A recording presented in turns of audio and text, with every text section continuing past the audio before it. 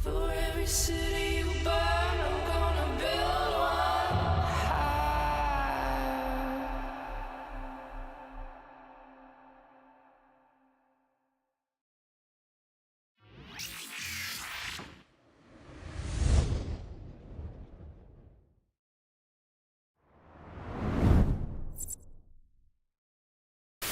Greetings, fellow Empyreans. I am Ashtrothi, the voice of New Eden, and it is May 9th, YC127, and this is the Eve Universe Show! Welcome, welcome, welcome, guys. How's it going? It is good to be here on this Friday as we go into the last weekend for the Drifter Crisis as we know it. So we do have some announcements involving that. But we also have a lot of new information coming out. Now that I've pulled this up, I thought I had it ready to go, but I can't find it now. Yay! We do have several videos that were put out by EVE Online.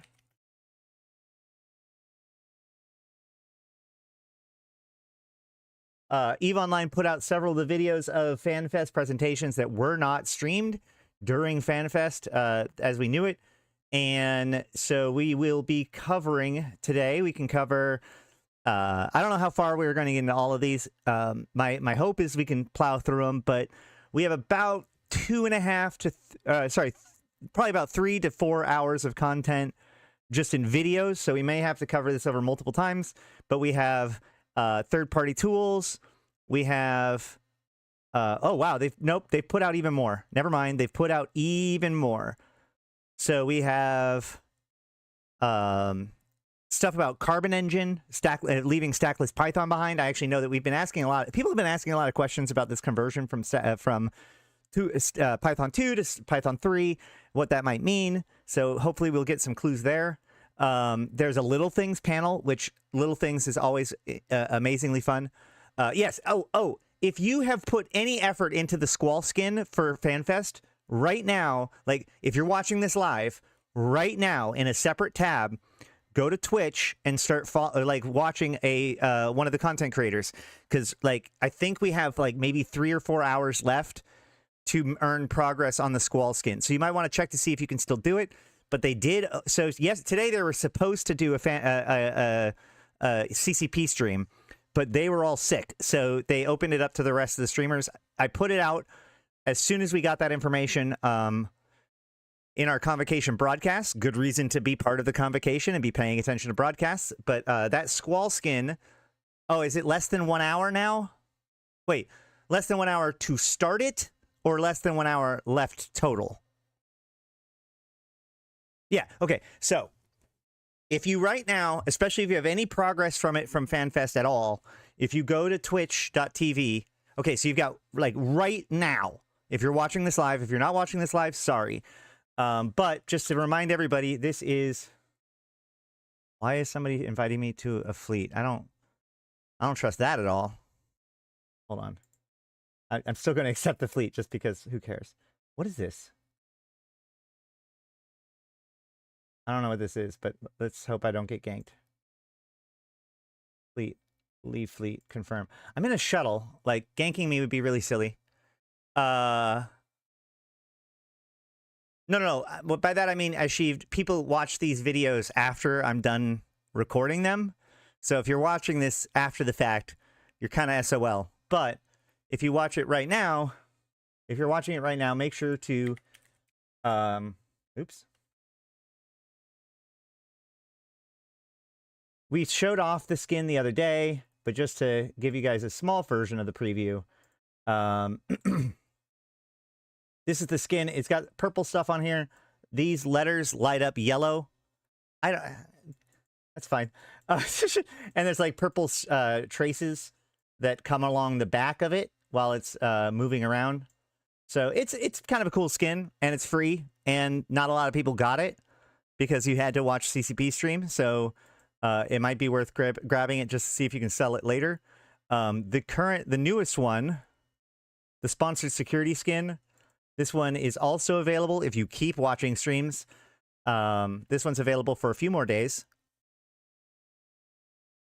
Yeah, just the biggest thing is make sure that that tab remains your active tab and it is visible somewhere on your screen, right? So if you let it be in the background and it doesn't load anymore, or if you switch to a different tab, it won't count that time. Also, if that streamer raids somebody, you're going to want to catch that right away. And in the URL, it'll say referral equals raid. Delete that and then hit enter, and it'll refresh the web page, and then it'll start counting time again. Obviously, you've got 6 hours to complete 4 hours of stream. So as long as you keep a close eye on it, you should be fine. It doesn't need to be, it can be muted, whatever, as long as it is the active tab of that window and is visible somewhere on your screen. So that way it continues to load the visuals. That's how Twitch knows that you're watching. So, yeah. And then...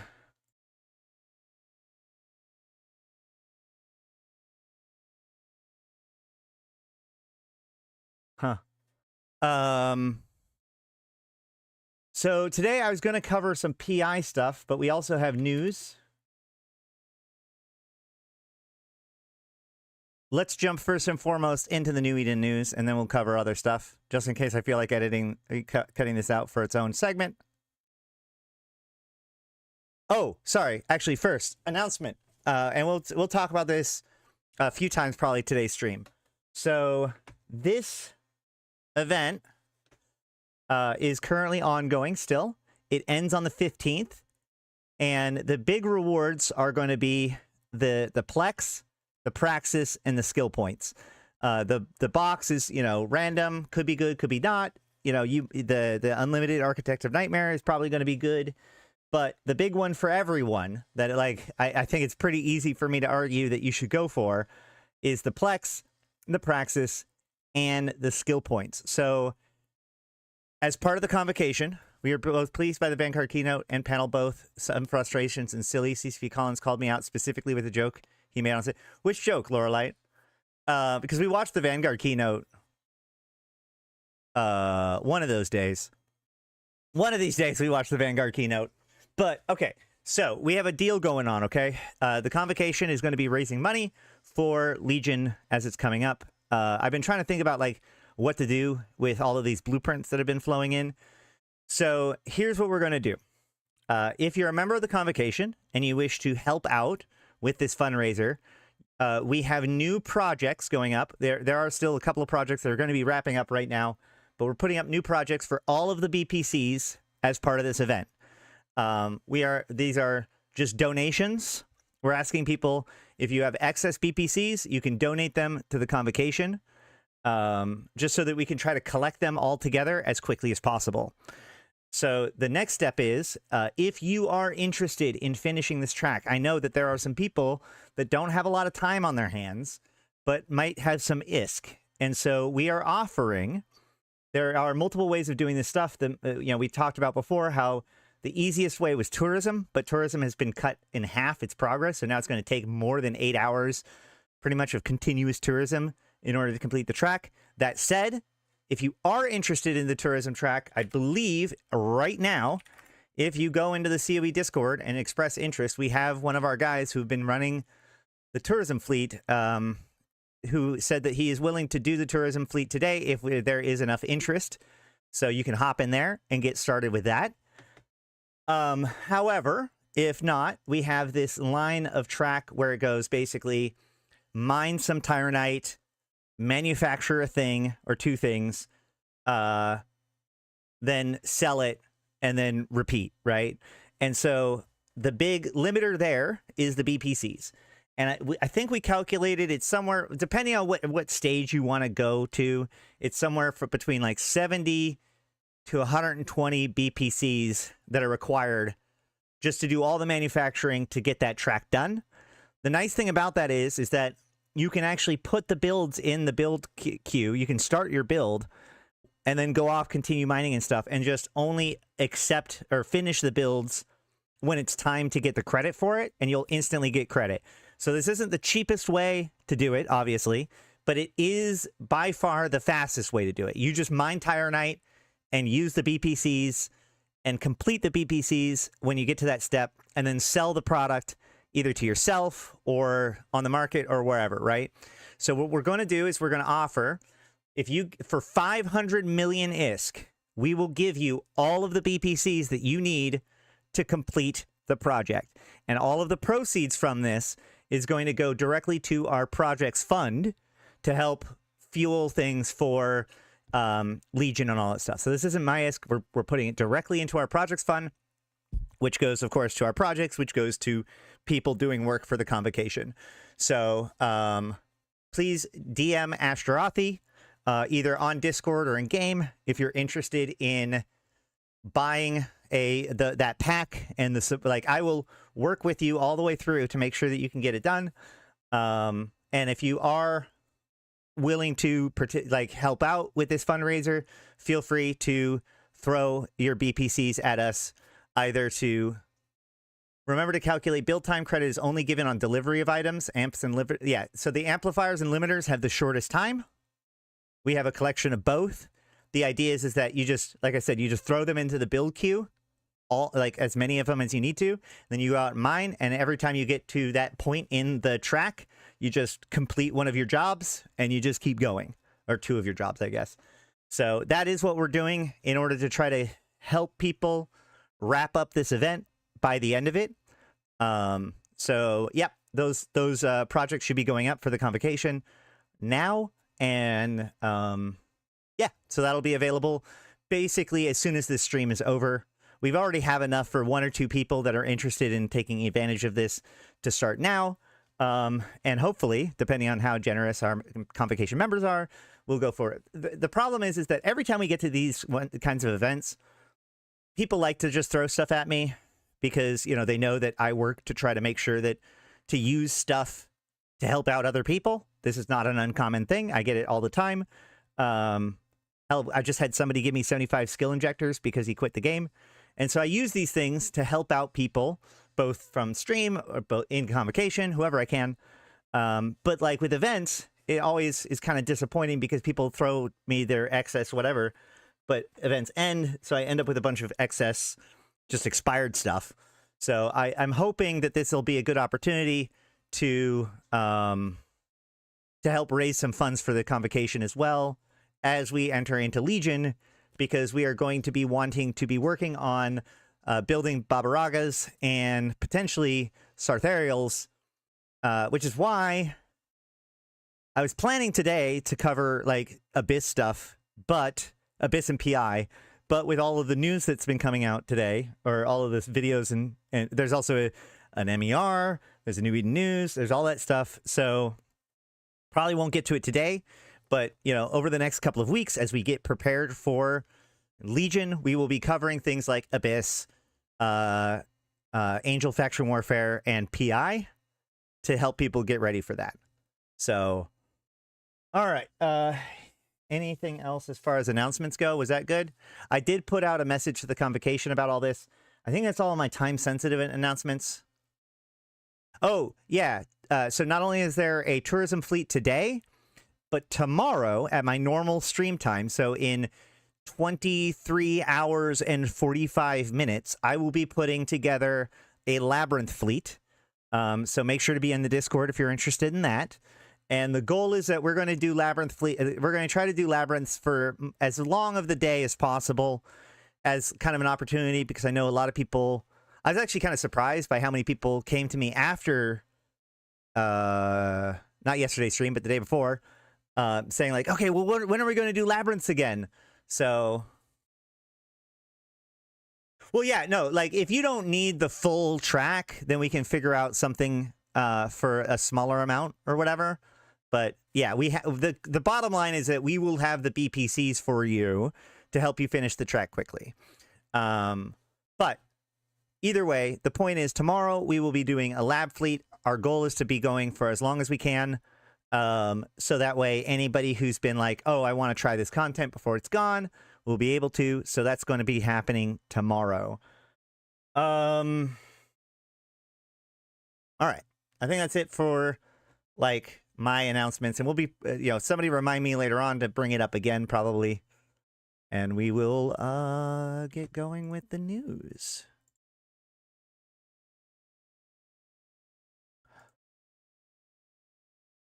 Oh, hold on.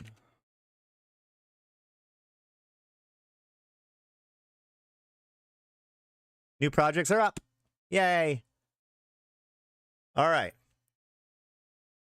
Oh yeah, and we've also put up projects for Galente gas, and we have our free ship program that provides free ships to people.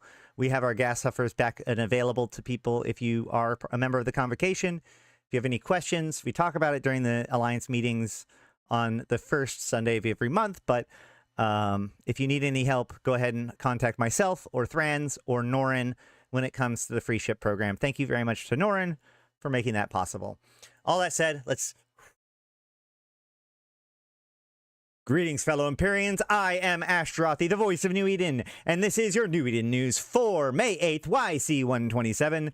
Controversial EdenCom policy endorsed during Drifter Summit. Factions delegates convene. A think tank held as part of a Drifter Summit in Jita 44 has endorsed a controversial future direction put forth by EdenCom delegates. Organized by the Sister of Eve and facilitated by the Arataka Research Consortium, the summit was held inside of Jita 44 on YC127 0501. Delegates from all 5 Drifter wormhole occupying factions met to discuss issues pertaining to the ongoing war with the Drifters, aiming to garner wider support from those assembled in hopes of influencing future policies. Capsuleers representative of the Amar Empire, Caldari State, EdenCom, Mimitar Republic, and Triglavian Collective gathered. The Triglavians themselves could not be invited to attend due to the ongoing conflict in Pochvin, and instead a group of Kybernauts joined on their behalf. 3 topics were opened up to discussion: research sharing, the Drifter hyperspace network, and continued military response to the Drifters. All those present agreed that a policy of aggressive experimentation programs is the best approach to the hyperspace network, and that military resources should be dedicated to the continued assault on the remaining Drifter forces. Controversy broke out over the final topic of how to manage the sharing of research gathered from the Drifter wormhole systems. The Amar, Caldari, and Triglavians agreed that a joint research program between those that had claimed a wormhole would be the best path forward. Mimitar and EdenCom representatives instead suggested that more open policies that were inclusive of the outsider factions would be the best route forward. The gallery members agreed to support both Mimitar and EdenCom, ultimately choosing EdenCom to lead the proposal. EdenCom's victory was by a narrow margin after the preferential voting runoff. Provost Marshall was approached to comment on the result and described it as an interesting discussion. Quote, EdenCom is and always has been focused on the defense of our cluster, she stated. The knowledge we gain from investigations into the Sentinel MZ will be used to that end. How best we achieve that, and who shall participate in that endeavor, is something we will be considering with great care, end quote. While positions taken by representatives were adversary in nature and not binding for faction leadership, they have garnered wider criticisms from many politically minded Capsuleers. Rumor of the summit sparked strong responses from Capsuleers concerned that their own factions would be swayed by the arguments of the EdenCom and Mimitar loyalists. Additional, unverified rumors are circulating of possible attempts to block these groups' progress inside of the Barbican and Sentinel, allowing them to fall to Drifters rather than risking Drifter technology being made available outside of the 5 occupying factions. When asked what she thought of these rumors, Provost responded, quote, anyone who would disrupt our attempts to further their own agenda is not doing harm to EdenCom. They are putting at risk the fate of the whole cluster. We must crush the enemy on every front, or else their tyrannical vision of our annihilation will forever remain a threat. The petty pleas of nationalists and the threat of Triglavian sympathizers only serve to play into the hands of the Drifters, end quote. No true impact of the adopted proposal on New Eden will only become clear. The true impact of the adopted proposal on New Eden will only become clear with time. Notable delegate quotes. The enemy of our enemy are still our enemies. EdenCom delegate. Rarvos, Salin, Turner. The cost of our ignorance has been billions of lives across every empire in New Eden. We cannot afford to live in ignorance and fear. Caldari delegate. We lost our empress, and this has become personal. We must push back against the threat. Amar delegate. All technology should be shared openly with everyone, whether or not they have made it into the hives themselves or not. Mimitar delegate. As capsuleers that have extensively participated in the proving of the Convocation of Triglav, the only option is the complete destruction of the ancient enemy as Daja, Triglavian delegate. News in brief. Jumpgate traffic surged as capsuleers flocked to Jita 4.4 to engage in discussions on various topics. A comprehensive array of enhancements to the Upwell Equinox suite capabilities was unveiled. Upwell is in discussion to assist major nations in their recovery efforts following the Drifter crisis. Air is set to soon reveal the latest innovations in capsuleer platforms. Evermore is celebrating Skinner with the introduction of multiple new tools, including several designed to aid corporations in maintaining visual cohesion. The Drifter occupation in Tabitzer remains constant, even as Drifter activity has shifted to other locations. And that has been your New Eden news for May 8th, YC127. Now some analysis. This is obviously in relation to Fanfest and the Drifter convention that happened there. We covered this as it happened. So basically what they did was they had each delegation vote on their delegation's positions, which became here. And you can see that the only place that any of the delegations disagreed was whether or not sharing the technology should happen. It was either no sharing, sharing only among those who participate in the Drifter hives, i.e. the Empire, these 5 groups, or open to everybody. And the problem is that the final vote so they voted on each of these delegations were able to vote on that delegation's proposal. And then there was an open vote by everybody present for which of the 5 proposals to accept. Now, in order to be in that voting block, you did not have to be one of the delegates, which means there was a lot of people there that may or may not be actually participating in the Drifter hives in the actual effort to capture these holes and thus the technology that comes from it. And so I know at least for the Triglavians, there was an incredibly strong revulsion to the result, because the problem, like basically it boils down to is, imagine that the people who didn't participate in the hives has voted to open up the technology to everyone, even the people who didn't participate in the hives, with the underlying accusation that EdenCom themselves manipulated the situation by doing the voting this way, right? If they had just done it so that each delegation gets one vote, right? Each delegation gets to have their proposal, and then each delegation would have their one vote, then the Amar, Kaldari, and Triglavians are in alignment. They would have won. The only way that this vote goes this way is if they did it this way, where basically they take they wipe out the fact that there are significantly more Triglavian supporters than any of the others. They put them all on the same level and then open up the vote to people who aren't even there, who haven't even been participating. Shocker of shockers, EdenCom gets their way in the end.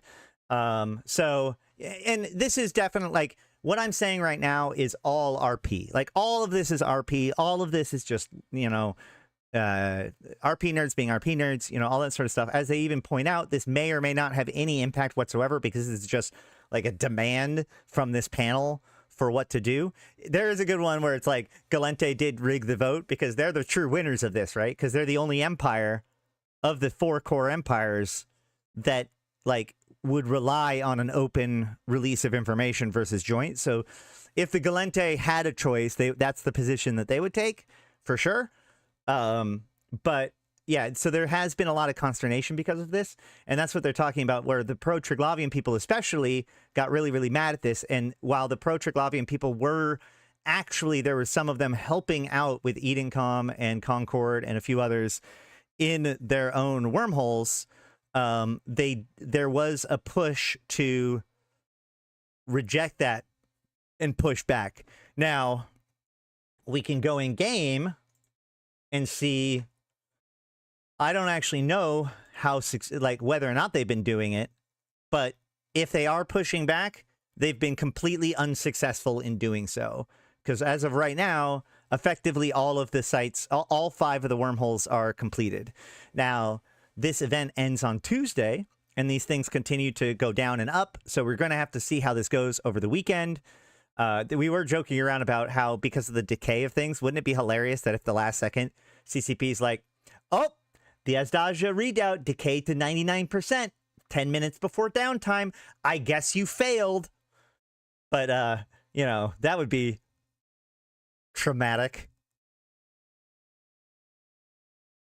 RP-wise, I find it BS and side with the trig saying that we should hold the info into the wormhole corpse. Yes, we should burn Jita. No, the thing is that, remember, no one voted for closed data, right? So, like, we could say, oh, well, the trigs didn't want to share it with Edencom. But that's actually not the case at all, because that wasn't on the table. Even the trig voted to share the technology among the 5 groups. So either way, the trig was going to supporting sharing with Edencom. It's just the groups outside of that, which, again, low-key, it really boils down to the Galente, right? Because when they say that they're going to do open sharing, like, yes, this is probably going to involve the pirates. But the pirates were already going to steal the data anyways.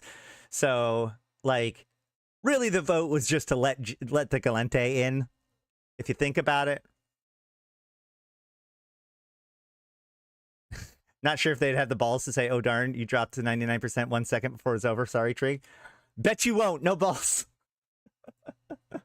Anywho, some other things. The jump traffic to Jita, that was in reference to Fanfest, which was canonically taking place at Jita 4.4. A comprehensive array of enhancements to Upwell Suite capabilities was unveiled. That's the upgrades to Legion, where they talk about the ability to create new phenomena generators for your... and the new relic data and relic sites in nullsec. Upwell in discussions to assist major nations in recovery efforts following the Drifter crisis. I'm going to actually take a step away from this, or I'm going to take this as an opportunity to kind of muse about something, because I've had a lot of people come up to me this last week and be like, Asharathi, what's coming next, right? What do we predict is happening? We have Legion, but Legion doesn't touch on the Drifter stuff at all. So, like, what's coming up next? And in a very practical way, you got to think about, like, the timeline of events of what CCP is working on, and in order to figure out, like, what their focus is on now. And I think that when I say this, you might realize, this helped me out with realizing what CCP's priorities were for Legion and what their priorities are going to be for the winter expansion and beyond, which is, quite frankly, Vanguard, right? Vanguard is going open early access, which is for free-to-play games, code for soft release, next summer. And by this winter, we should have the bastions, at least the NPC bastions, ready to go in the game. If I remember correctly from the Vanguard's thing, that the bastions were going to be part of this winter test, and the player bastions are going to be introduced during the open early access period. We may not get bastions until early access. I can't remember 100%. But the point of the matter is that the concept of these bastions, and especially the bastions that they showed, the Deathless and the SOE, that is a big piece of... That's the biggest thing that needs to change to all of New Eden in order to prepare for Vanguard to be ready, right? And we know that Vanguard's coming next summer. So what that means is, like, right now, most of CCP's focus is going to be on what needs to happen in EVE Online to prepare us for that transition. So I expect to see potentially more involvement with the SOE, especially with the stuff with the drifters and stuff, and kind of bringing things together to prepare for, like, the establishment of these independent bastions, and what all that means. That's pretty much where a lot of the focus is going to be, I'm pretty sure. We didn't search the Jita 4.4 to have talks. We searched there in hopes that it would get blown up. That's also true. Air is set to soon reveal the latest innovations in capsular platforms. It is interesting that, like, in one of the Drifter pictures with the screaming faces, there is Air Laboratories' logo in there. We've never had an explanation to that.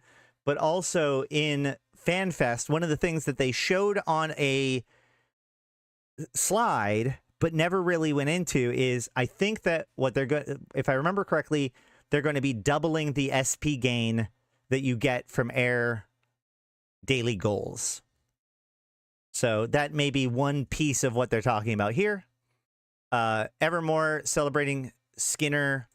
This is talking about the branding thing, where now with corporations we'll be able to make our own corporation colors that will eventually come to Skinner.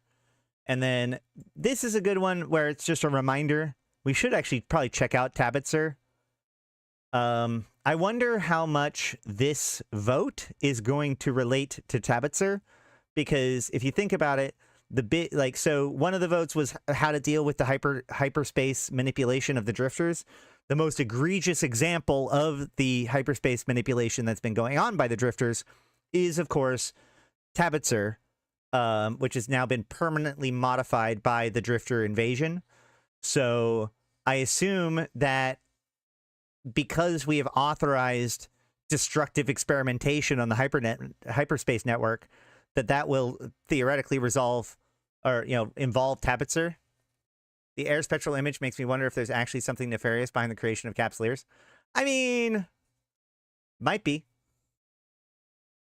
It is 5. Wait. Oh, shit.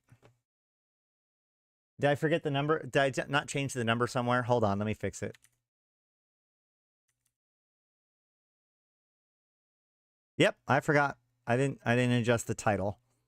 I adjusted the thumbnail though, right? The thumbnail's right? Damn it! Really? Well, hold on. How did I get that wrong? Oh, because I skipped yesterday. That's why. I was one day off. My bad. Let me fix that real quick.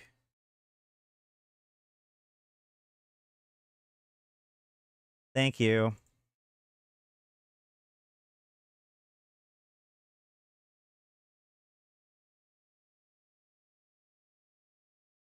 All right. Well, it's updated. No, actually today's one of these days. It's been a pretty active day. Yesterday was active too. I did get a new phone. Thank you so much to Isaac. I'm definitely going to have to put you as an immortal sponsor from now on. Who sent me his phone, or one of his phones, and it worked out perfectly good. So thank you so much.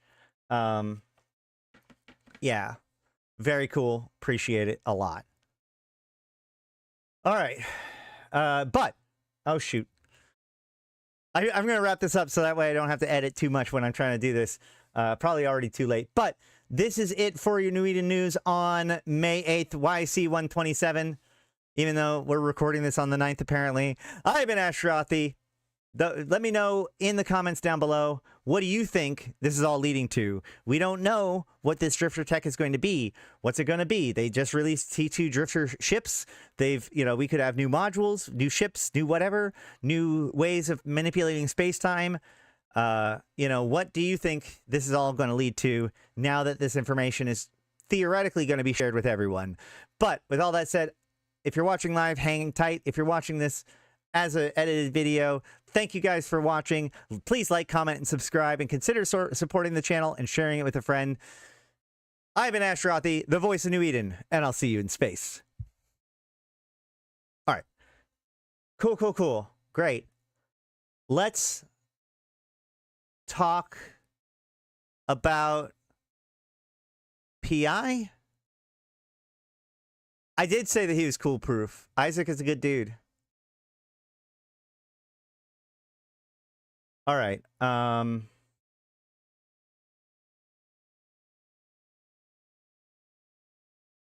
I do PI from here? How far away can I do PI? I don't even know.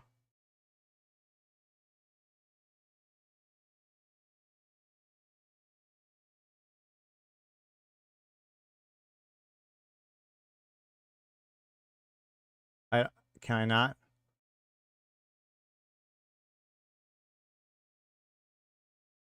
Uh,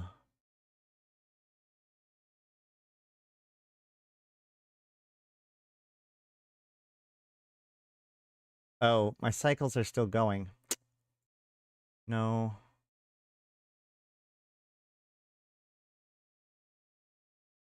It is working. Okay, I can stop the extraction. Let's see if I can do this. Oh, I can. Okay, great. I'm close enough. Okay. So for today, I want to talk a little bit about PI. Actually, yeah. I want to talk about PI today. We can do it. If this ends up being good enough to be the instructional video, then great. Otherwise, we'll see. But I do want to talk a little bit about PI because getting it started is sooner rather than later is pretty important. PI is a great way to get passive income. However, that isn't the only way to do PI. So we're going to talk a little bit about the basics of PI, how to understand what's going on, and the ways to actually make money on it. And then I will show off what my setup is to make robotics specifically. So to begin, I have two tools to show off.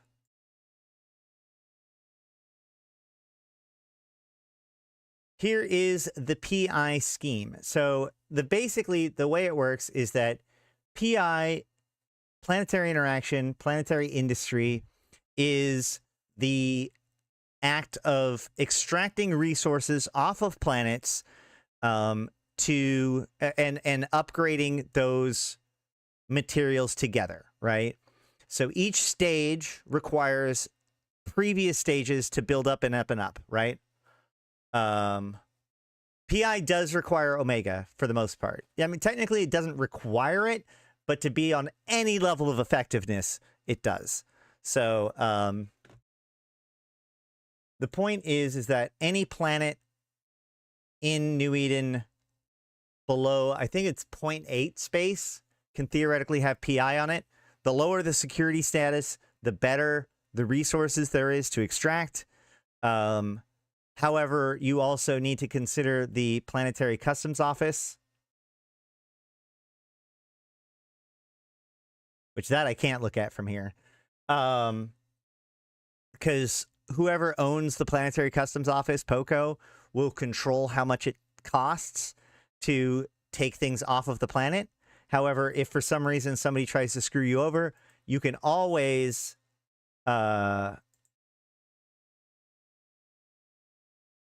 where is it? There's a way to just blast things into space manually if the taxes are too high. Is it worth doing PI in high sec? Well, that's a good question. I mean, like, it really boils down to, like, what do you mean by worth it? Because for the most part, PI is just free, right? Once you put down your command post, then you can just continue to run on it. So you may not get much, but you still can get something in high sec. But if it's like worth it, that's up to you. I would say that doing PI in high sec isn't very worth it. PI in low sec is pretty good. PI in null sec is very good, and wormhole space is the same as null sec. So there are skills involved in planetary interaction. We'll look at those first.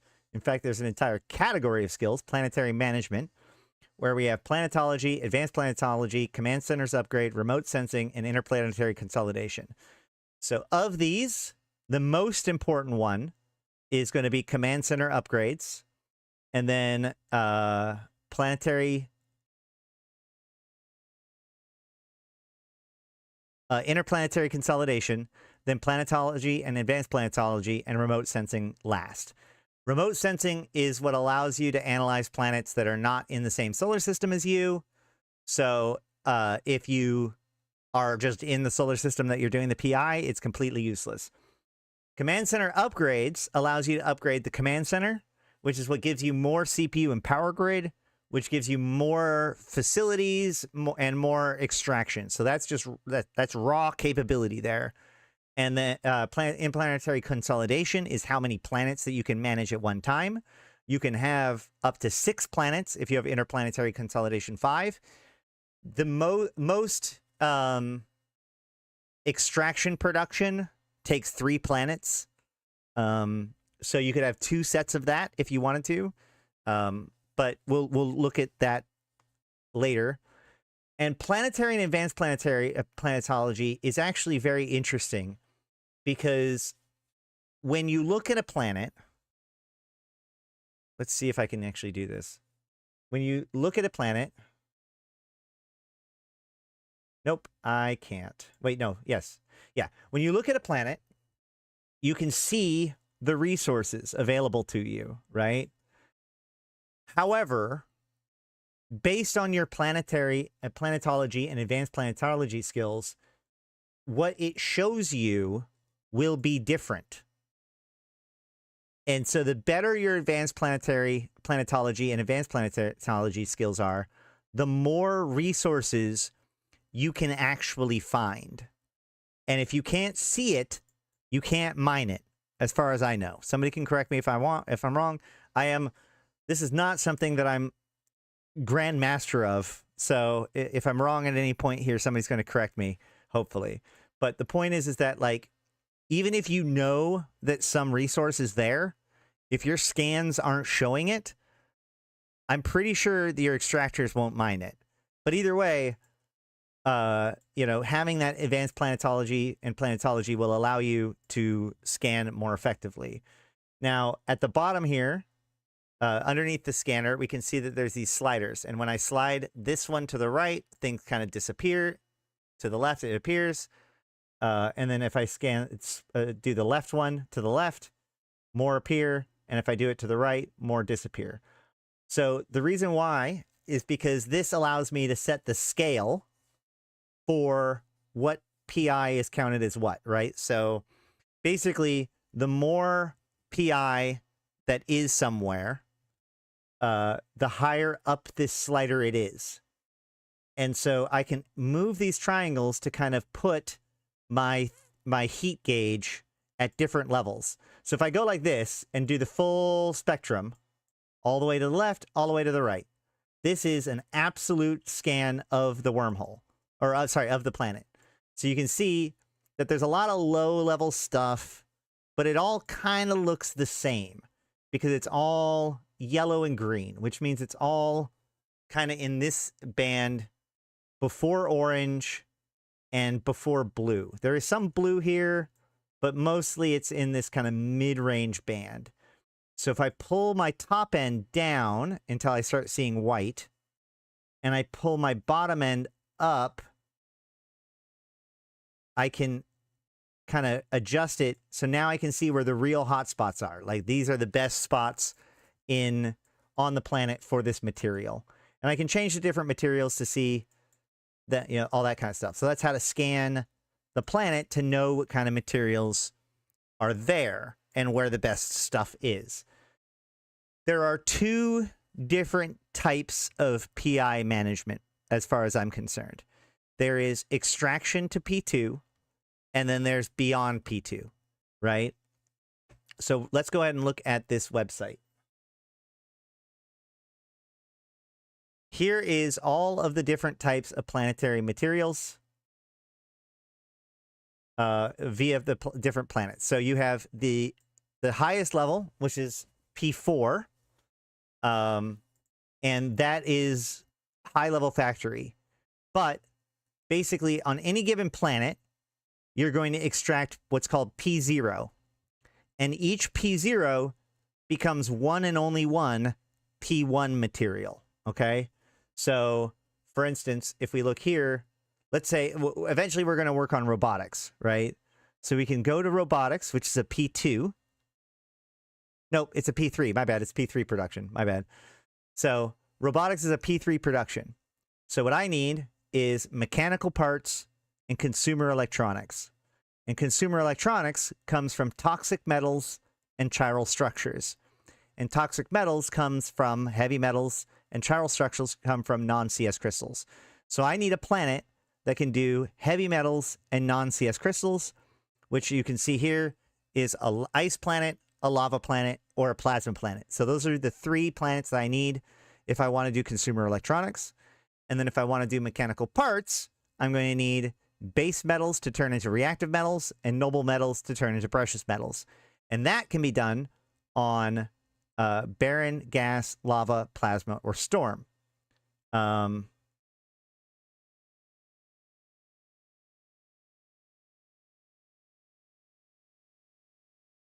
Now, there's a couple of problems, though, here. Wait, what? What do you mean by not ice? Yes, ice. Ice is right there. However, I'm getting there, Thrans. I'm getting there. However, you'll notice that some of these planets don't have both of the materials that we want. So we're going to want a planet that has both of the materials for one of these P2, because we want to be able to produce P2 on a single planet. Okay, that's the lowest tier of extraction PI that most people worry about, is a single planet P2 production. So if I want to do consumer electronics, I could get heavy metals and turn it into toxic metals from ice, but then I'd have to bring it somewhere. I'd have to combine it with materials from one of these other 2 planets, because ice doesn't have the non-CS crystals. But every planet that has non-CS crystals also has heavy metal. So what I'm really looking for is a lava or a plasma planet in order to build my consumer electronics. And then for my mechanical parts, again, I could use a gas giant to turn base metals into reactive metals, but that doesn't provide me any noble metals. The only ones that provide both base metals and noble metals are barren and plasma. So ultimately, I'm going to want 1 lava and 1 barren, with either of those are able to be replaced by a plasma, right? That's my 2 first planets to get my 2 P2s, consumer electronics and mechanical parts.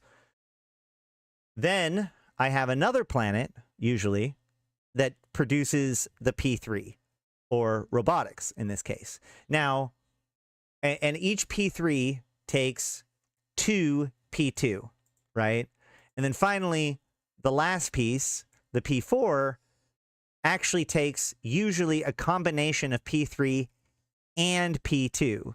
So for instance, condensates takes coolant. Wait, could you do it all on just a plasma? Theoretically speaking, you might be able to do that, Malin, but you're going to have so little power grid for the actual extractors after you've built all of your facilities that there's no way to do it like efficiently. It would be a very slow production.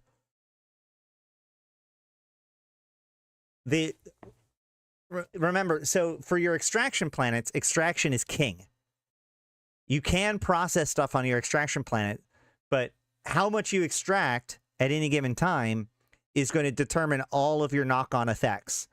So any processing that you put on your extraction planets that doesn't involve the actual extraction process means basically giving up throughput, giving up money, right? So that is a big thing about PI, is that PI is largely a balance between how much you have to fiddle with it and how much money you make, okay? So on the lowest level, you could theoretically create a single planet that just extracts all 4 of the materials and mixes them all together, and you might make like 1 million ISK a day or something like that and let that run, or however. You will run into problems when it comes to like load balancing issues over time, which you will run into that long term with any of these situations, but it's going to be a lot harder to do that load balancing on a single planet as well. So, but like, for instance, a lot of people will do it with the 3-planet system, but they'll set their extractions for 1 week or whatever. And sure, they're not necessarily getting the most efficient, but they only have to touch it once a week or so. Whereas if you do it once a day, you'll be able to like maximize how efficient you're doing it, but you're going to have to probably move stuff around every day. Now, the other way to do it, this is all if you're doing it from extraction. I will say that all of this P4 stuff, P4 is a whole separate beast. People that do P4, generally speaking, there are some people that do it from extraction, but a lot of the times what you do is you just have a spreadsheet that says each of these things and the materials that it takes it, and you just buy up a whole bunch of the correct P3 and P2, drop it on a planet, crank it into the P4, and then sell it. That actually is the most, like, that you can make the most amount of ISK doing it that way, doing PI. I knew a guy who used to make 1 billion ISK a week doing P4 production by doing exactly that. He just would buy whatever the P2 and P3 was at the time that was relevant, crank out P4, and then sell it. The problem is that requires not only daily processing as far as like what's on the planet, but daily monitoring of your spreadsheets to make sure, because it's basically a relationship between all these different materials. So at any given time, one P4 over another will be better to build, right? And there are some weird anomalies in all of this. You've got to keep an eye on stuff. Like, for instance, here's an interesting one that you may not think about or may not realize. So where is it? There are statistical inversions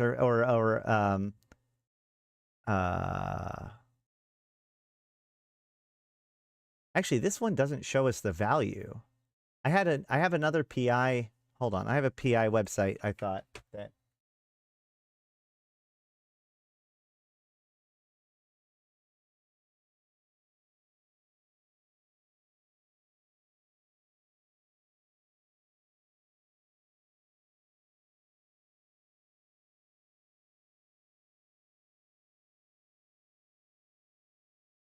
Dang it.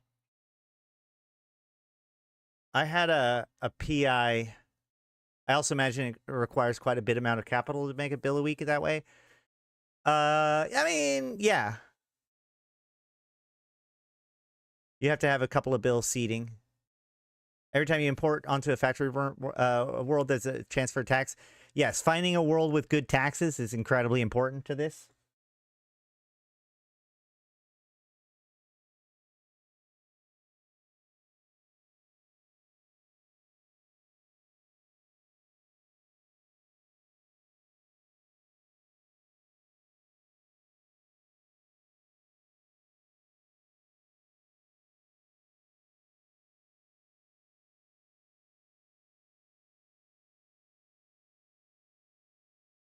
Here we go. Here's the one I was thinking about. I'll post it. We do not have POCOs and COE at the moment. These are highly fought over stuff. Okay, so here is another version of the website, of this kind of website. Let me shrink this down a little bit, make it readable. I just linked it in chat. Let me make sure to put it in the description.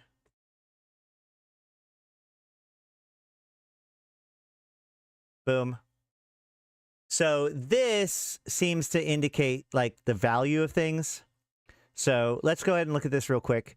The thing that I want to point out is there are some inversions. The most classic one is nanites.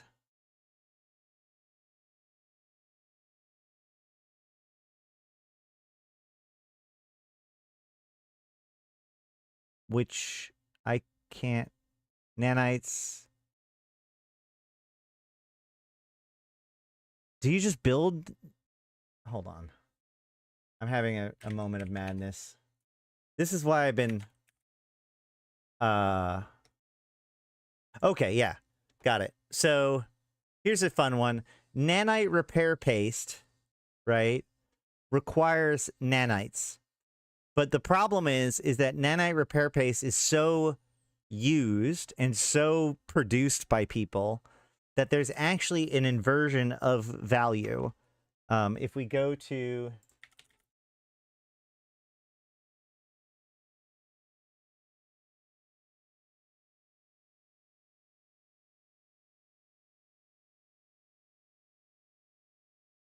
If we go to Eve Tycoon, we can go nanites and see that nanites cost 8,000, 7,000 ISK per unit. But nanite repair paste costs 26,000 ISK per unit, 24,000. So 8 goes into 24 3 times, right?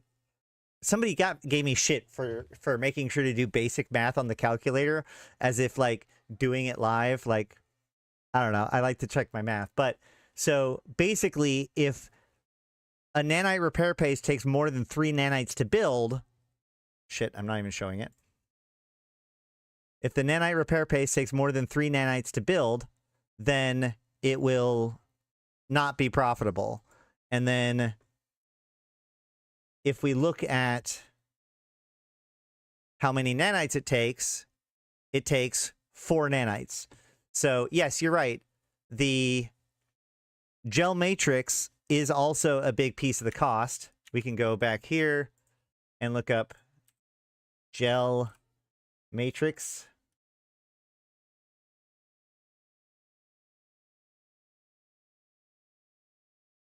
And see that this is 138,000 ISK per unit, where nanite repair paste is 25,000 ISK per unit. So just the nanites materials, it costs more for like the nanites in the nanite repair paste is worth more than the nanite repair paste is. And the gel matrix is worth more than like 6 times the nanite repair paste. So there are weird inversions in here to keep an eye out for. Oh, that's actually a good point. How much does it output? Oh yeah, it does. It is 10. Okay. Okay. This is why I don't try to do the math live. The point of the matter is, if we view it in industry, we can see that it takes 267,000 ISK and it comes out to 274,000 ISK. So even under the estimates, it's 2,000 more ISK per unit to build 10 nanites, nanite repair paste than you get. Okay, so I tried to do it the simple way. Hold on, I tried to do it the simple way, but like, let's just look. We can see the combined total of all of the requirements is 276,000. And its output is 274,000, which is close. It's actually closer than it has been in the past.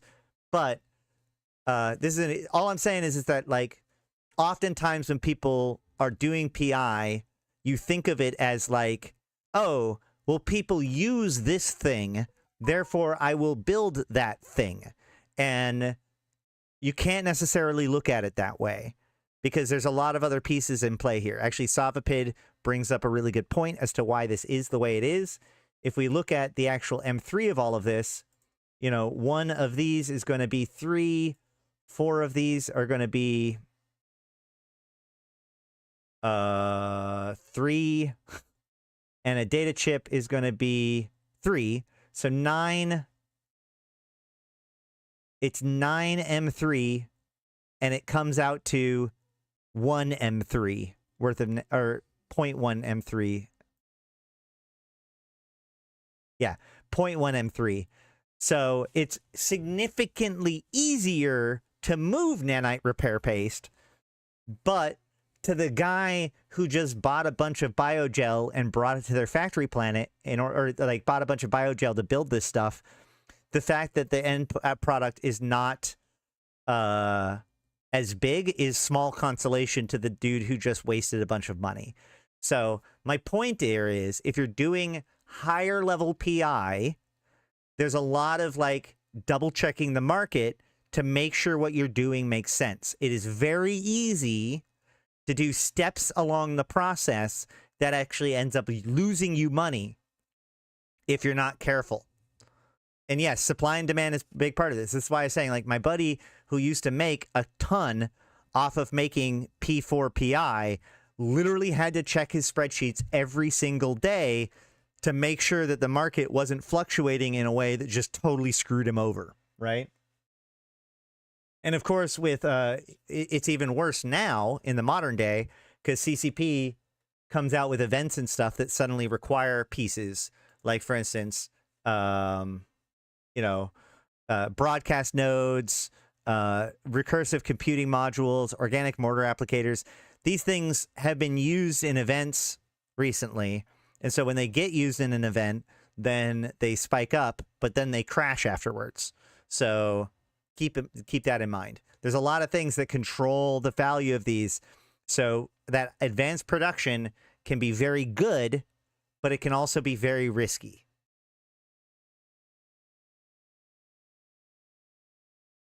So, but not risky is production or is extraction, because you're basically getting stuff from nowhere. So you can build up to P3 and basically be fine, right? And one of my favorite things to do is robotics. Like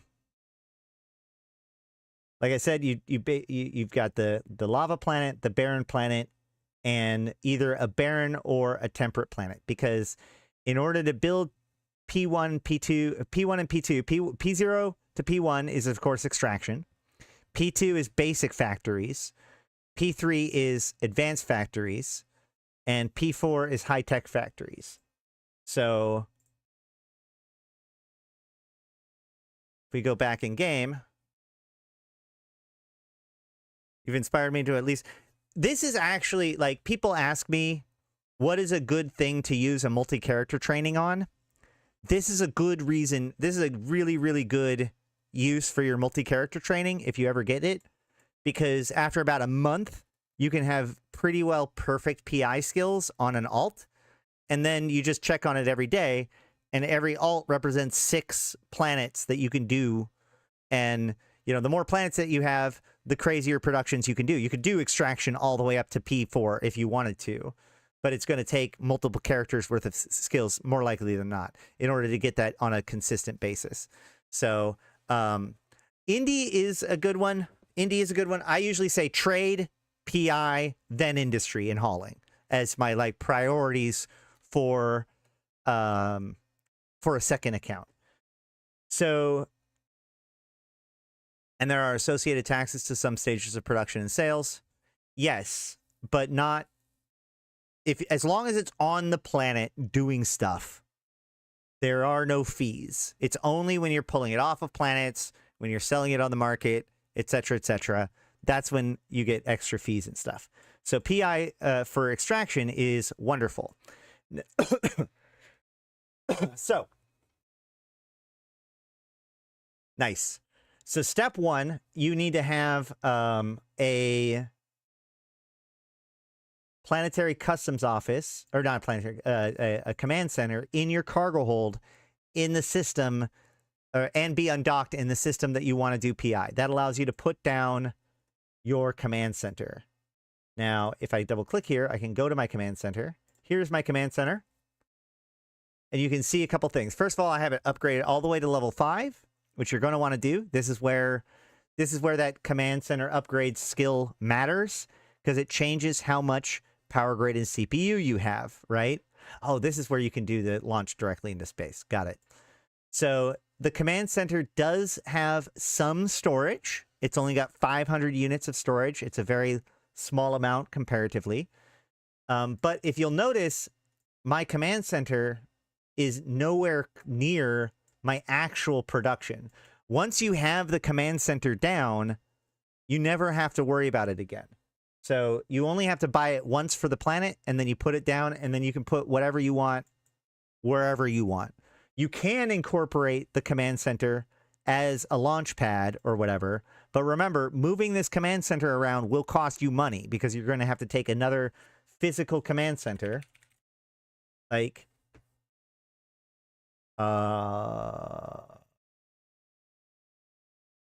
is it really not called command?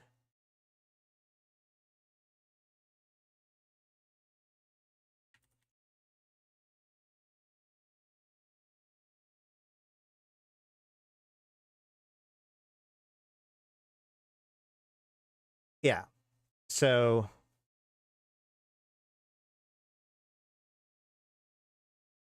Lava Command Center. Here we go.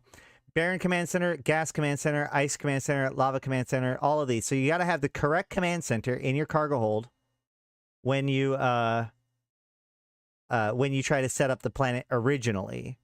And if you try to tear this down and move it, you're going to need a new one, and then you're going to need to pay to re-upgrade it. So most people just put down their command center and call it a day, right? And then what I'll do is I'll just put my extraction nodes wherever ends up being good, okay? So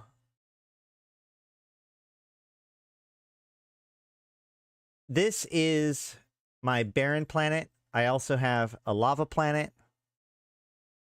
And I have a factory planet. You'll notice that my factory planet is very different from my extraction planets. So this is what it looks like when you have like an actual factory planet. But this factory planet does all of the production of the other two planets, right? So if we look at my lava planet, we'll see that I have a factory for chiral structures and a factory for toxic metals that feed into an advanced factory for consumer electronics. Well, if I come here, I can see that I have factories that do toxic metals, chiral structures, and then that feeds into consumer electronics. Likewise, for the barren, I have reactive metals, precious metals, which turn into under normal conditions, this would actually be what? This is, wait, hold on. This is consumer electronics, so this would be mechanical parts. It's different right now because they needed me to do viral agents for something. And then here you see this is my actual advanced factory, which creates the robotics. So these basic factories and these advanced factories, these can be built on the main base. So if I come here, actually, if I come to this lava planet, what's up, Havoc? If I come to this lava planet and I go to build, I can build a basic factory, which allows me to do any of the tier 1 material, which remember, each tier 0 has one tier 1. So you just look up on the chart which one you're doing. Right, and that decides what you're going to do. So you can see like biomass is made from plantic colonies, chiral structures are from non-CS crystals, so on and so forth. And then for the next tier up, for tier 2, I need a advanced industry facility. I can put that down, and you can see that it allows me to build all of the tier 2. And each of the tier 2 requires some... Oh, and it does allow me tier 3. Oh. I'm wrong. You can do tier 3 with an advanced facility. So you could actually do this on the lava planet if you want. So you could basically just use any other third planet for robotics. I'm learning new things. For the longest time, I thought I needed a barren planet for my third planet. Huh. Look at that. So...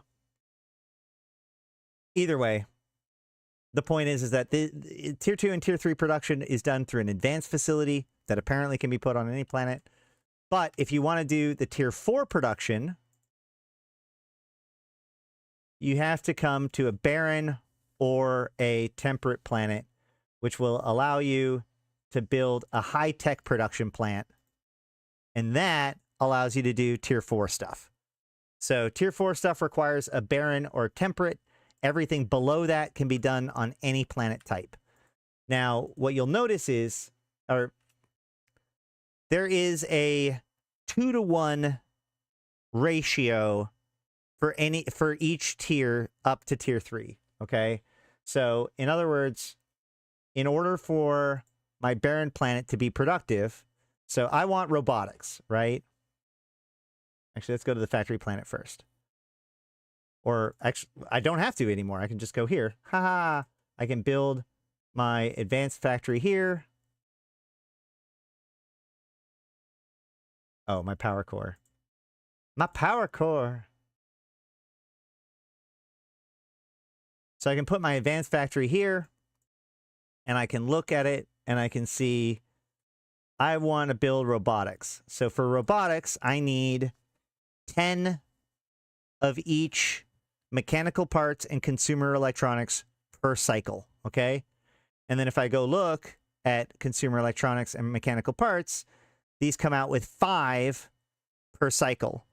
So what that means is for every one robotics factory I have, I need to have 2 consumer electronics and 2 mechanical parts factory to keep them rolling nonstop, right? So then I need to double this. So in order to keep those 2 mechanical parts factories rolling, I need to have 80 reactive metals and 80 precious metals. So if we go to the basic factory, can I build one of those too? Hot. If I go to a basic factory, let's see, we need 80 of them, right? So if we come to the here and we go chiral structures, this will build 20 of these.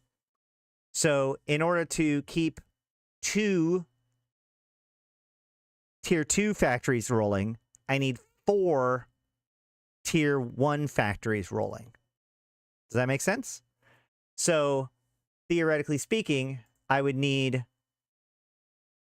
2. Yes, I would need 4 of each of the tier 1s, 2 of each of the tier 2s to build the 1 tier 3. Okay? Now, you'll notice that on my factory planet, I don't have that. I actually have a much, much smaller production chain than that.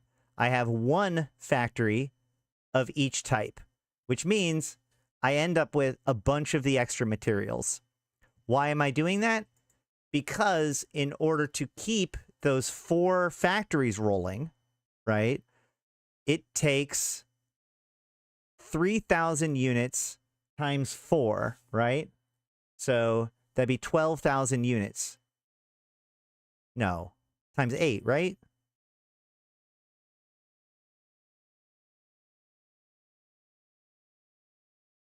I feel like I'm confusing myself. This is why I avoid this topic. So, all right.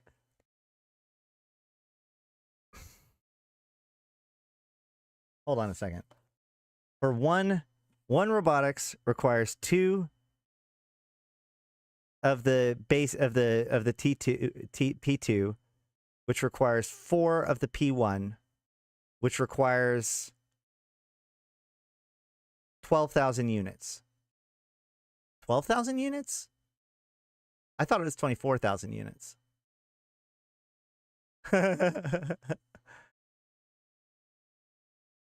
Interesting. This is why I double check a lot of stuff.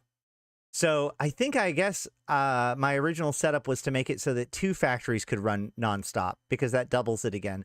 Because I've always known in my head that the sweet spot is 24,000 units.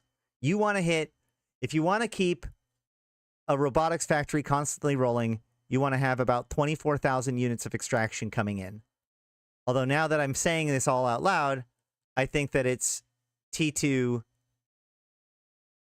or two robotics factories ends up being 24,000 units. The bottom line is that the target of the target of your extraction is going to be about 24,000 units per cycle. And you can see here, I'm only getting 10,000 units per cycle. If you, well, I guess 12,000 units would be the bare minimum if you want to keep 1 factory constantly rolling. And then if you want 2 factories rolling, you need 24,000. This is only giving me 10,000 units.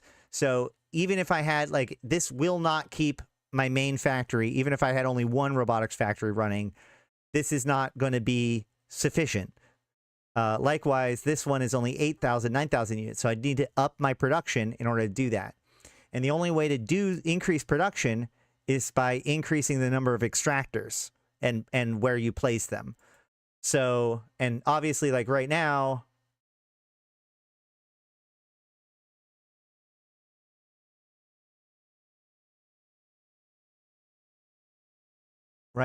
if we go here and we can see that, like, my guys aren't even near to the correct spot. So I could stop my extraction and I can move these down here You don't want them to overlap, but you do want them in the sweet spot. And now there's a little bit of overlap. Let me find it. Is it here? Yep. Now I'm getting 30,000 units per hour. So this is now going to give me plenty. And I'm only able to do that because of the number of extractors that I had. If I don't have enough power, I can only have so many extractors. So that would actually reduce the amount I'm extracting. So again, how much you extract is where your money comes from. Ultimately, things can't be turned into P3 if you haven't extracted it yet. So what I generally do is leave a minimal factory product on the main planet, and I extract as much as I possibly can on any given planet. This allows me to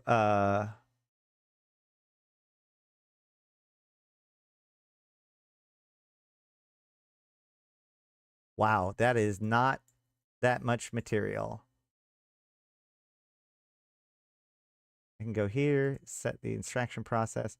But this is still extracting 23,000 per hour. But why is that? It's because if you notice, I have 8 extractor heads on this extractor and only 7 extractor heads on this extractor. So since there's more materials for it to extract, I can do it with less heads. But the more facilities I have on here, the less I can do. So, like, given the fact that I have the power grid for it, I might even be able to do another head. Can I? I can. Yeah, look, I can do 2 more extractor heads, and we can scan the planet for better results. I can put these 2 extractor heads here. And look, now I'm getting 27,000 units per hour on average. So now this planet is doing pretty good when it comes to extraction. And it's going to go to these different factories and then end up in these boxes.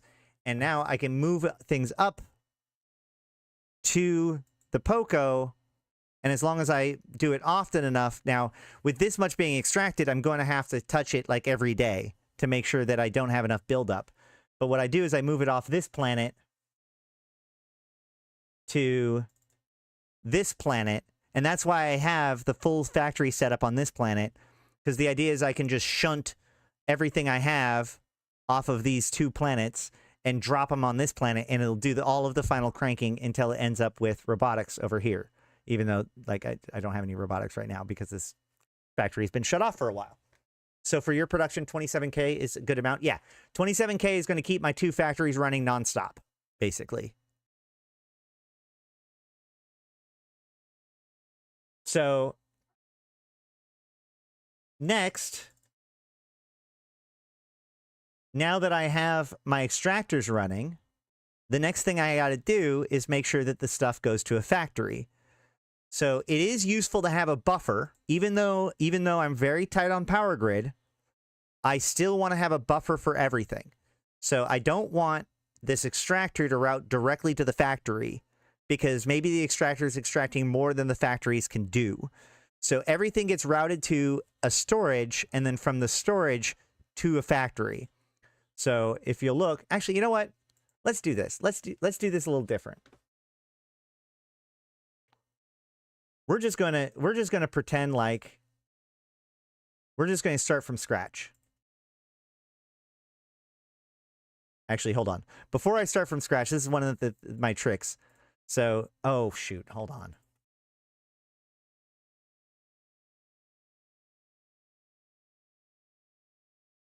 Only halfway prepared for today. Okay, let's see. First things first.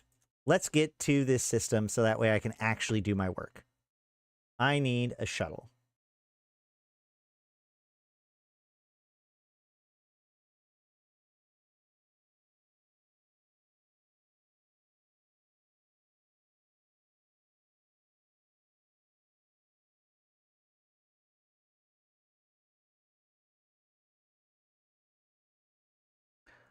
We've talked a lot about the theory of PI. Now we're going to do like the practical. I'm going to build up PI from scratch.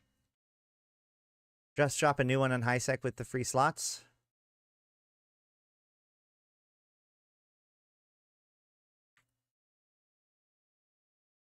I honestly think that this might actually be easier still.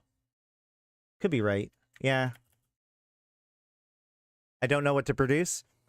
Well, again, like that's going to be a matter of looking things up on the market, but that PI chart that I showed you will give you at least a good idea. But I will say that like robotics has always been a very, very solid option no matter what. There's never been a bad time to produce robotics.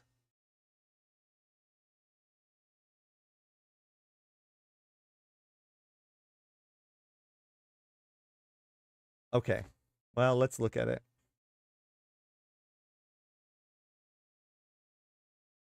I'm going to go...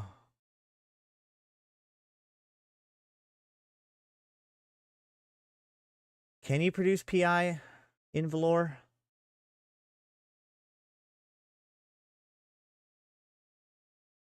Unable to build. Nope. I think that you can.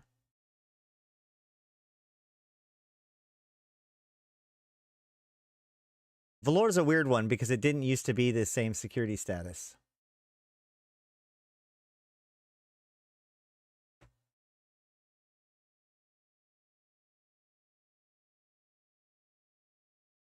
I don't know. I already have a factory set up. It's going to be easier for me this way, I think. Hey! Shadow Cartel. How's it going, Shadow Cartel? Please don't kill me an Old Man Star in about 20 seconds. Or do. Whatever. That's fine.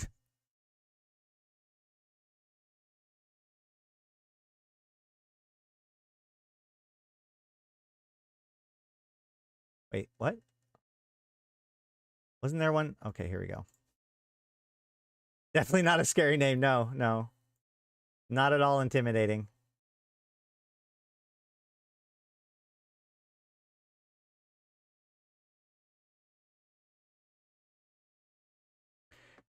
Old Man Star is currently a lawless system, which means that people can do bubbles there. So that's why I'm having to grab a shuttle to try to get through it. They may still catch me. It'll be fun. We'll find out. Where's my medical clone set? I think it's in Jita still, isn't it? Yeah, it's in Jita.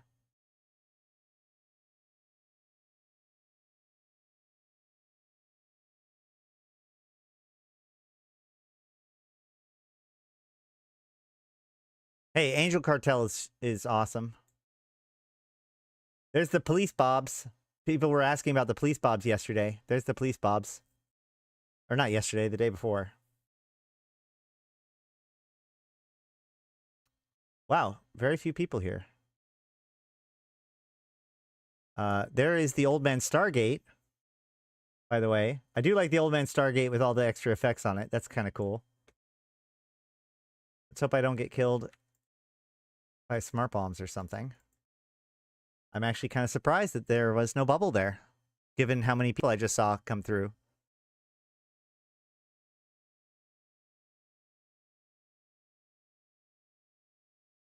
Do I have a skin? I don't have a skin for the Galente shuttle?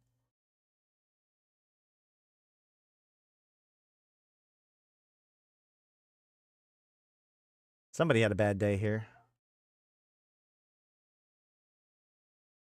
Well, Pimene is a high-sec system acting like low-sec. Old Man Star is a low-sec system acting like null-sec. So I was expecting bubbles. That's why I brought a shuttle.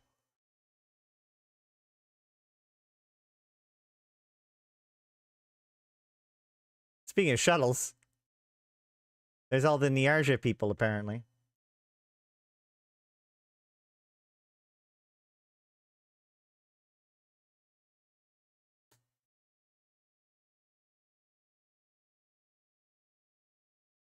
I could do a skin giveaway. But I'm already having difficulty paying attention to what I'm supposed to be paying attention to here, so maybe one thing at a time.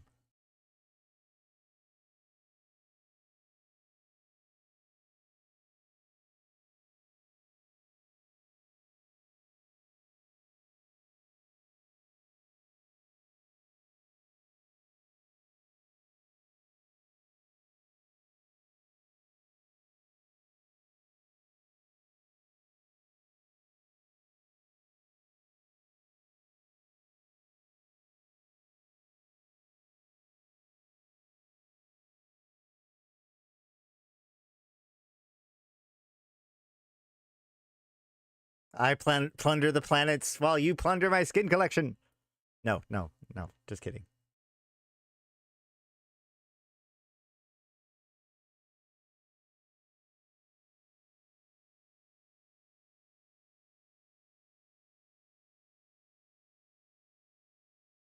All right. What's the news of the day? We did cover the New Eden news, which covered the Drifter Summit. Right now, we're looking at how to do PI, or I'm updating my PI, and I haven't updated my PI in quite some time. Do I have anything that cloaks? Do you cloak?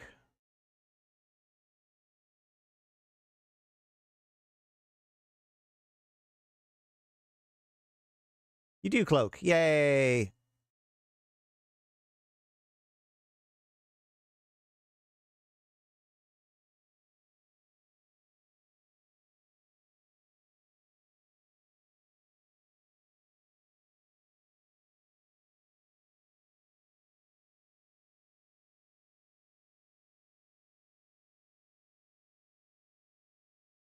Let's get a good spot on the star.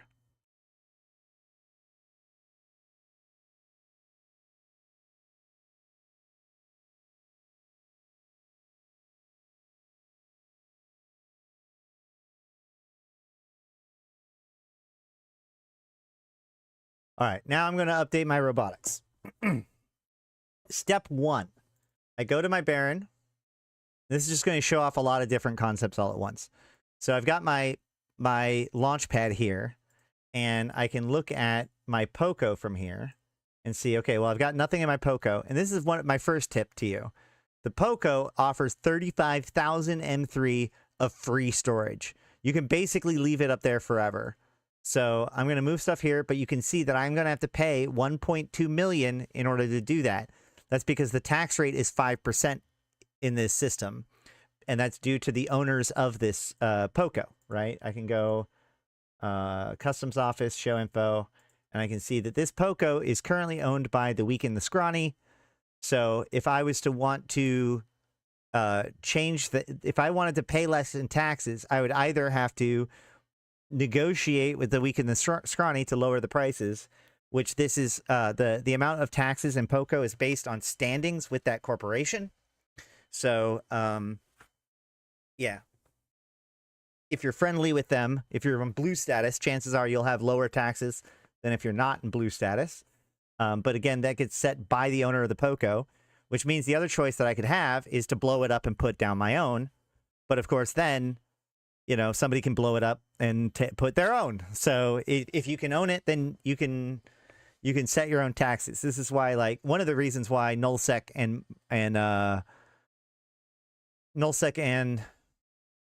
wormhole Pocos are like planets are so valuable. Not only do they have the most resources, but chances are you can also own the Poco and set taxes to 0. And if you set taxes to 0, then you can move things up and down all you want. It's super fucking convenient. But we're going to pay the taxes this time, and I'm going to move this up. And then I'm going to take the stuff that's here. Now, you can do stuff through routing, and we're going to look at routes later. But the other way to move things is something called an expedited transfer. So I've got this stuff in my storage, and I'm going to do an expedited transfer to the launch pad, and I'm going to just add everything to it, and then I'm going to execute the transfer, and that brings it to the storage. Now, you can only do an expedited transfer once every 3 hours, so you don't mess around with that, which is why I actually like using the launch pads as a transportation tool. But I can move this up to the Poco as well. So now the Poco's got all this stuff up there, and my entire factory, or my entire planet, doesn't have any material left on it. So I can go and decommission everything.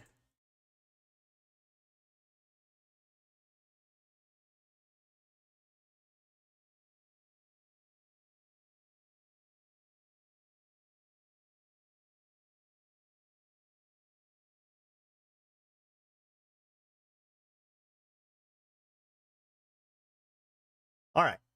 And so what I am looking for here, we can go back to my chart and see, okay, well, it's a barren planet.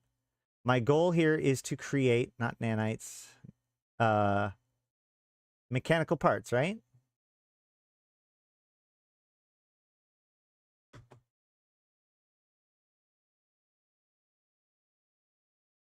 Why is this all... Do I need to refresh this? Yeah, okay. So, consumer electronics is the lava planet. Mechanical parts is the barren planet. So I need base metals and noble metals. So we can come to scan. I submit my changes, which destroys all my stuff. And now I can do a scan, base metals and noble metals. And we can see that noble metals is rarer than base metals. So I'm going to create my plan based on noble metals. So I can pull this down a little bit to make sure that that's the only white spot. So that's going to be the best spot for noble metals in on this planet at the moment. And is there any base metals that are close to it? Looks like the best base metals is just to the north of it. So what I'm going to do is I'm going to create a chain of planets that go from one side to the other. Do these spots move? All the time. In fact, the more people are extracting, the more they move. So this is why you got to check on these every once in a while. So we can go and make a noble metal extractor.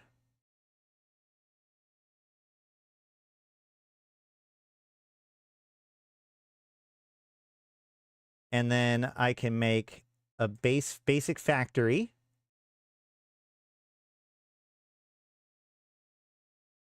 And then a storage facility. Now the goal here is to put these things as close to each other as possible. And the reason why is because hey, that's good. The links between the different places take power grid. And remember, power grid is everything. Power grid is how many extractors you can have, which means your throughput. So the closer you put these facilities, the less, the more resources you have for extractors. So you don't want to put like a big one over here or something like that and like have a big jump between them. In fact, we can see like if I put, what is the next piece? It would be the basic factory, right? If I put a basic factory here and then the extractor here, we can see like when I build my links, my power grid right now is 89,000. But if I start linking these two together, like this one to this one takes 19 power grid. This one to this one, 19 power grid, 19 power grid, 52 power grid. So given the fact that like these extractor, oh, I have to build it. Hold on. So I can delete this one. We said 52 power grid, right? So if we submit this, and I can put up my extractor, I put up an extractor head.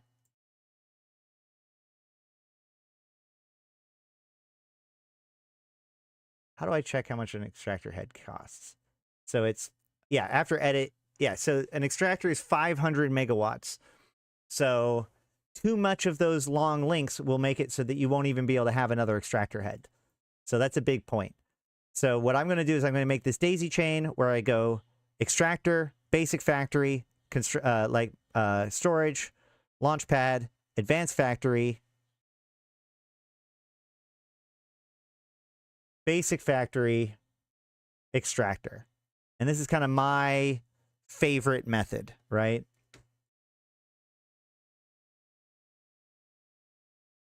And then I just link up the rest of these. Okay. Now, what's cool about this is I can now save this as a template.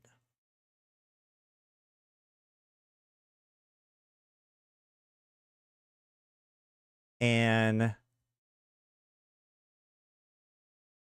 as a matter of fact, hold on. Do I have a whole?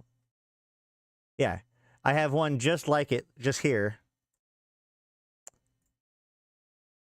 that I have saved as a template that I can move to where I want it to be.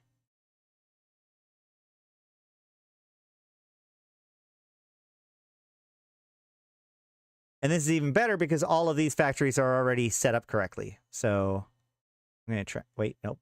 No. We're going to cancel doing the...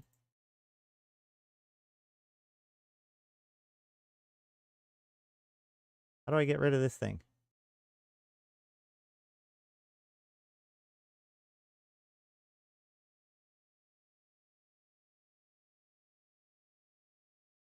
Okay, that worked. Oops. Delete this one. Okay. So now what I do is I go here and I say, okay, this is going to extract the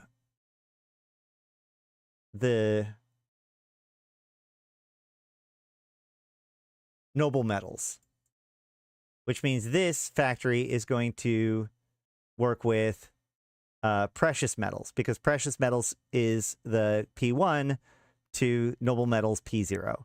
So this is going to be a precious metal factory.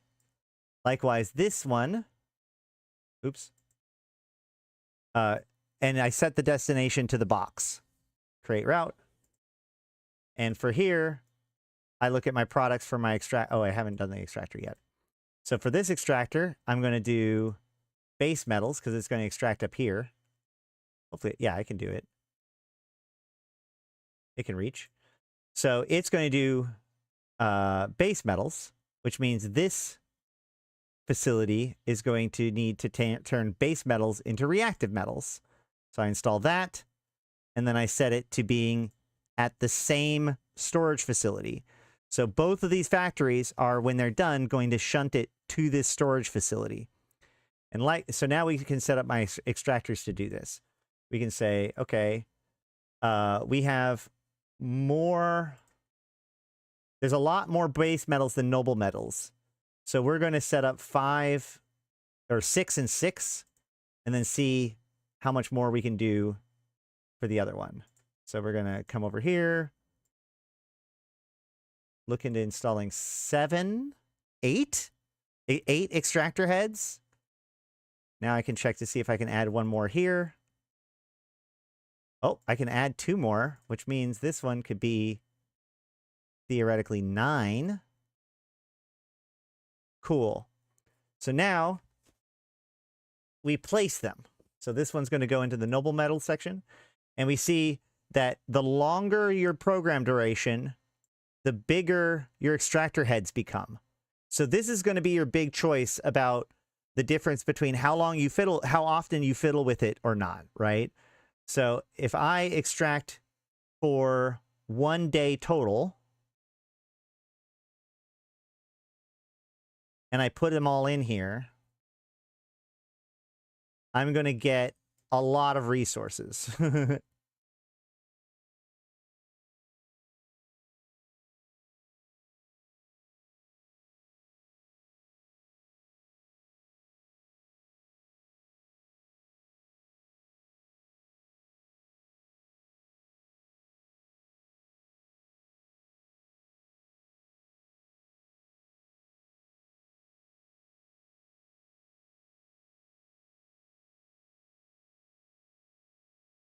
Bring all these down here. So now I'm making 43,000 units per cycle. So that is a lot of resources. Or I can set this for, let's say, a week. And now I'm going to have to move all these extractors out.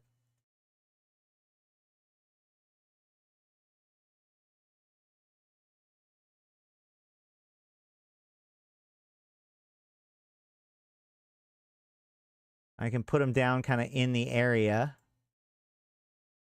Most of these are not going to be very efficient because they're so big. And if they cross over each other, they're going to interfere with each other. So we don't want that, but we do want to kind of bunch them in to this resource as much as we can. And you can see, where's the crossover now?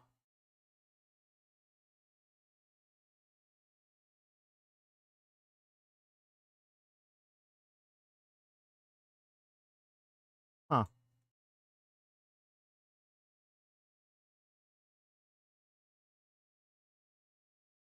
You can hover over it to see which one is being interacted with. There we go. So now I get 6,000 units per hour. So this is what I mean. Like, you're not going to you're not going to be maximally efficient if you're doing it this way.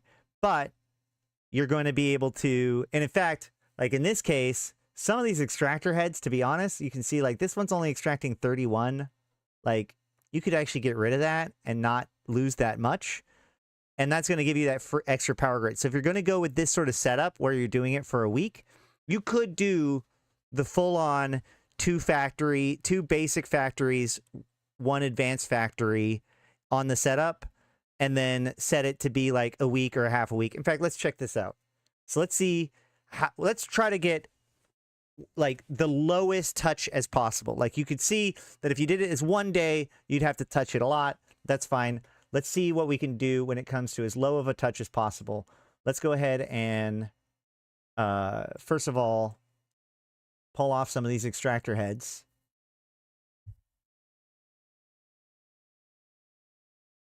To give us some more power grid. And then I'm just going to place a second factory, basic industry, right here, and another one right. Actually, we'll just put them both right here because that's fine. Everything kind of comes back to here. So create a link from there to there, create a link from there to there, and then submit. Set this factory to be reactive metals.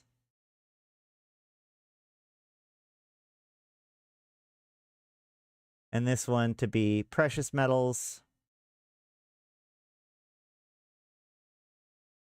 So now, if I can get 12,000 units, then I'm good to go, right? So let's go ahead and see if we can do that.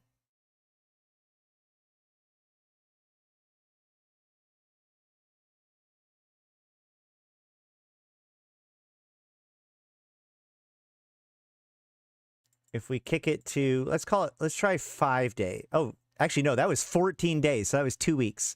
So let's work on 1 week, 7 days. Can we get 7 days to work?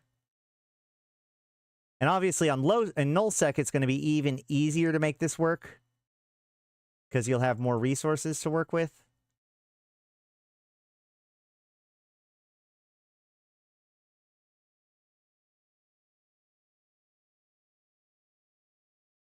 That's 8,000. Oh, we get another extractor head. 10,000.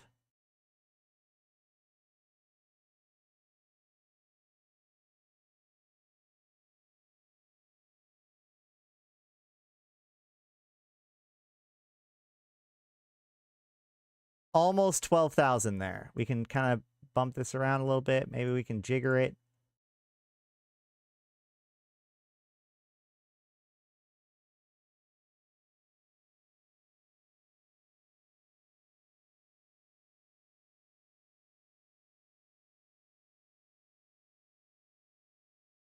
Almost 12,000. We'll call this good, right? So, but that first few hours will break the storage. Well, my storage is going to be, well, they get shunted directly to the factory. You're right. This isn't going to be perfect. It could be useful to have a second storage or whatever. But yes, this is going to extract a lot at the beginning and then less as time goes on. That is absolutely true. So this isn't optimal. But remember, we're not looking for optimal. We're looking for it to work for a week. So we're going to start this extraction. And then we're going to take this product and we're going to route it to that storage facility. Now, by routing everything to the storage facility, remember that storage facility has their own route. Or now we go here to the storage facility. We see, okay, well, this thing needs base metals. So we go here to the storage facility, take the... I did it wrong, didn't I? This is doing noble metals. This is... Oh, yeah, this one hasn't been moved yet. So we go to this facility. This requires precious metals. So I go here to the materials that are being contained here in the storage facility. We go to routes, and we can see, okay, well, I've got the noble metals incoming from the factory. We've got, and that's the one, yeah. So noble metals are coming into here. I can click on the noble metals, create route, click on the factory, create route, and then that routes these noble metals to that extra facility, or to that manufacturing facility. So now all my this is extracting noble metals. The noble metals are moving to my storage facility. Then the storage facility is shunting it to the different factories, and then the factories are putting it back in the storage facility. We do the same thing for the other side. We go, okay, install extraction process. This is going to be base metals, and we want it to be 1 week long.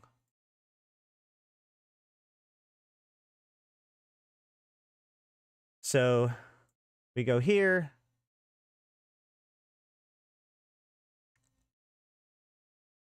Now this is going to be a little bit different because there's this other shadowy area right over here that we could tie it into. We've got 2 more extractors, which is nice.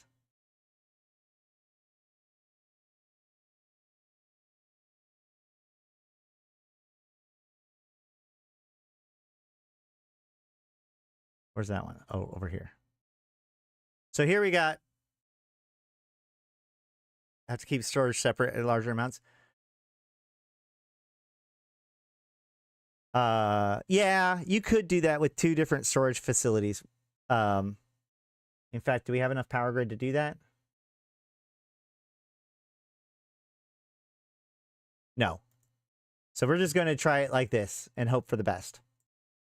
So this does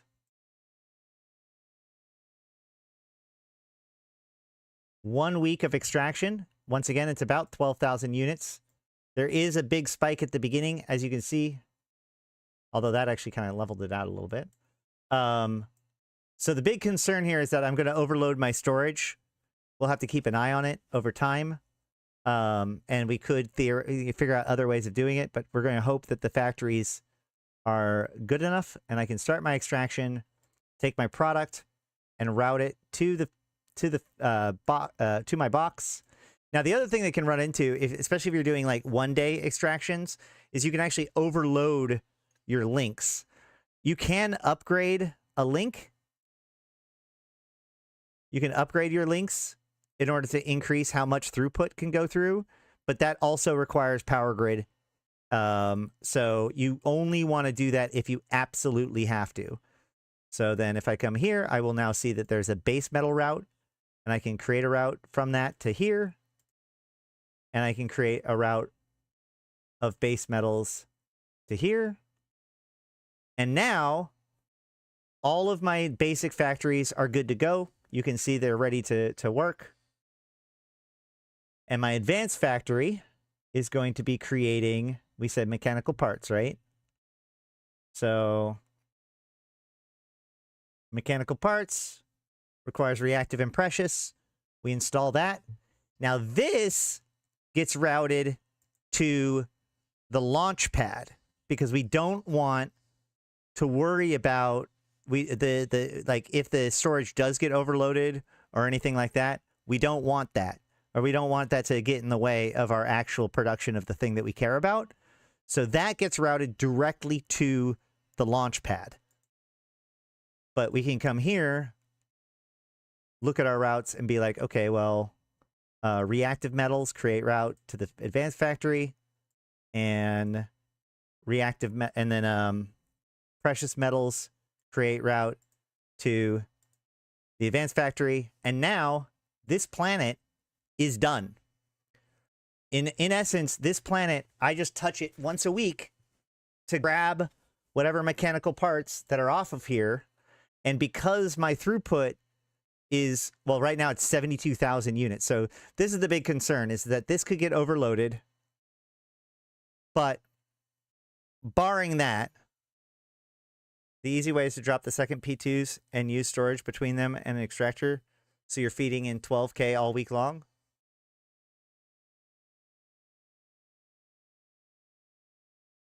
That's true. Oh, yeah, yeah. Okay, so not have the 2P2 factories.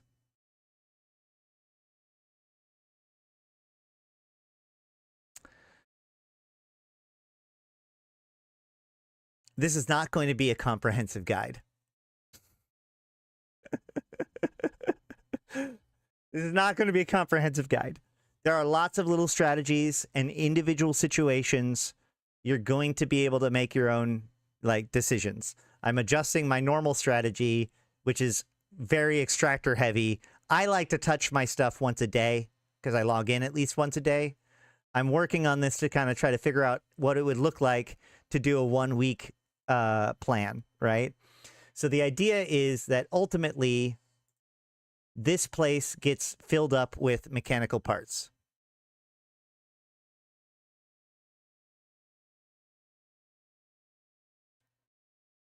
So you do this on this planet, and then you do this on the lava planet. And now that I have this set up here, I should come here and go save as template, and then be like 7-day barren. Save template. And now I can just like theoretically destroy this entire thing or whatever. And then like, let's say I decide to do it somewhere else. I scan and I find like another place that's good for noble metals. Like let's say over here is decent for noble metals and base metals. So this actually might be a better spot to put it. So let's pretend like the other spot doesn't exist right now. It's been like a week and I see that I need to move it. I can just sit here and pull up my planetary templates, hit load, and then move this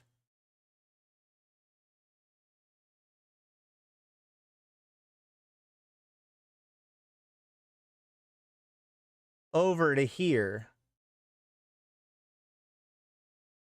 Noble metals. Yeah.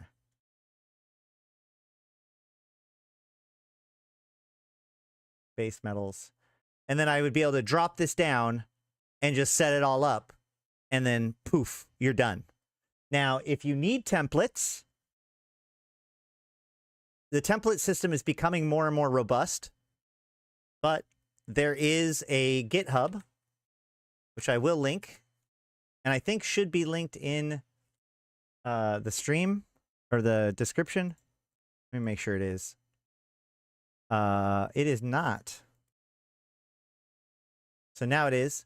This GitHub has a whole bunch of different ones. So let's go ahead and see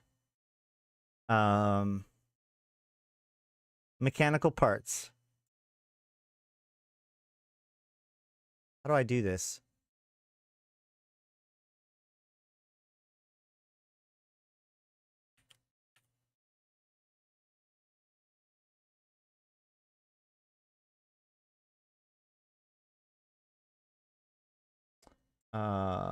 Open templates, open and export.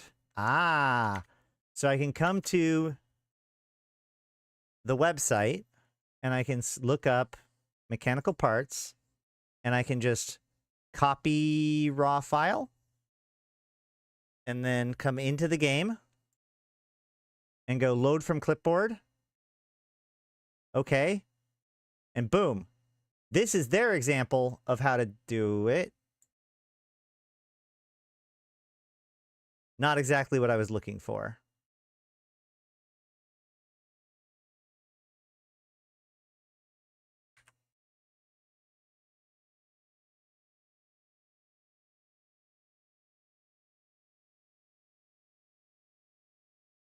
That's just the factory. Oh, that's just the factory. Got it.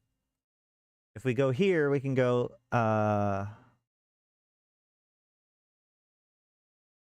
precious metals.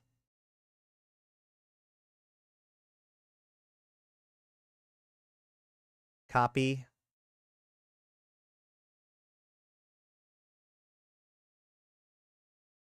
Open templates. Load from clipboard. And then here we have, I gotcha. So here's 2 extractors and all of the factories required. You could probably change this up a bit, but like this is designed for how do I like finish it?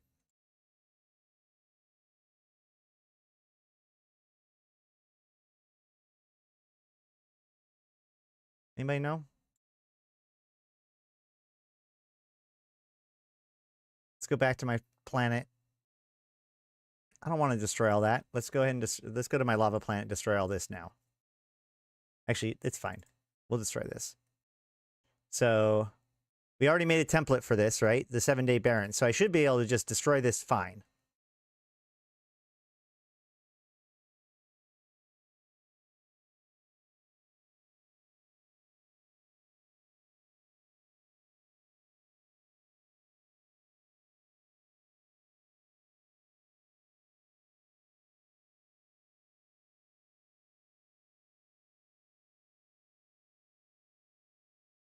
And then if I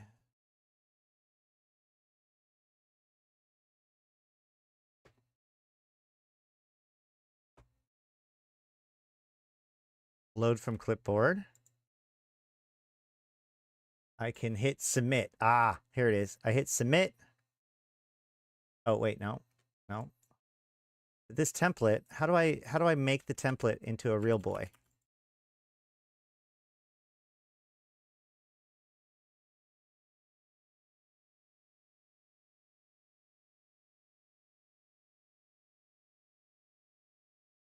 How do I turn this template into a real boy?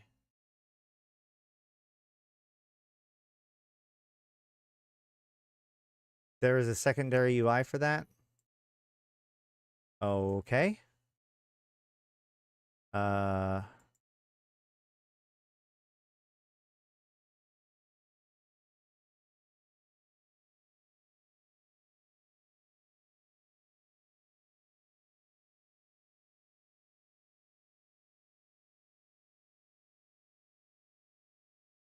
And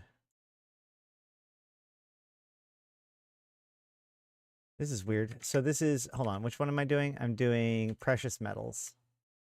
So that would be noble metals. So I want to put this here. And then what? What do I do next? Is there a rotation and location? So I have the template. Retire structures and link that no longer in use, decommission the command center, or abandon the entire colony. Your UI element to... Oh, God, look at that. There's a whole extra box. There we go. So we can use this to move it along the horizontal axis. And then this moves it along. Interesting. This is probably based on like the center point of the template. And this moves it that way. So you could theoretically like rotate it around and then move it to like turn it. Oh, whoa.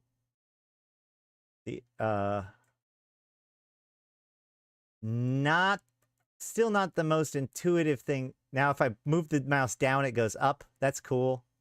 Not the most intuitive thing in the world. And then I hit confirm and install.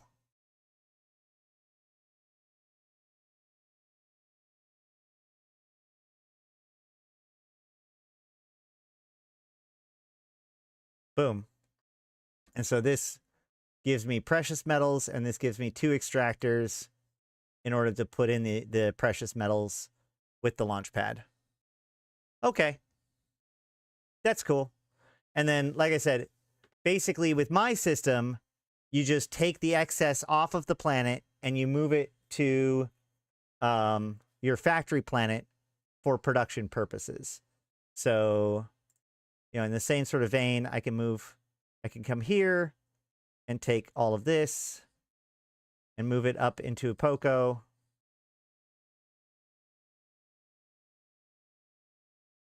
And then I can take this and expedite transfer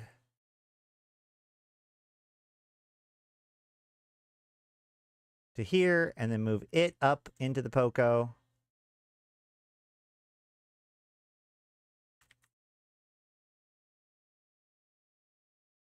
And then I maybe can try.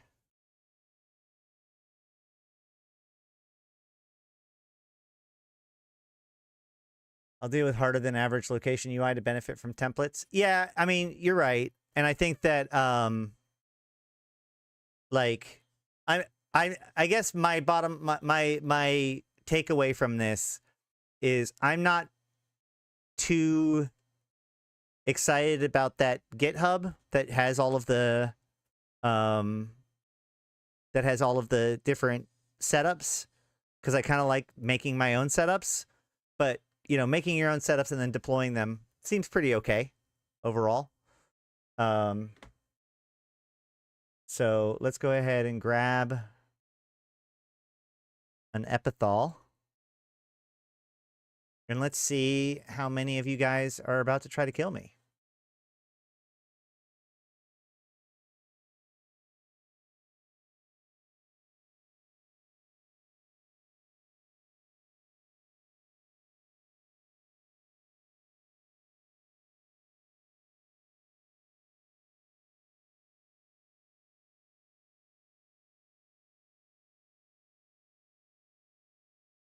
Only like 50 people. There's not that many people in local right now, which is nice. So if I come here and then open up my planetary industry window, I can warp directly to the planetary customs office. And at the same time, I can open that customs office, which is going to be useful because I'm going to basically want to drag and drop the stuff from that office into here as fast as possible. In the meantime, we already checked and saw that there was no robotics to launch, right? Nope, none there, none there. That's fine. Okay, great. So as soon as I come out of warp, I'm going to drag and drop and then start warping to the next one.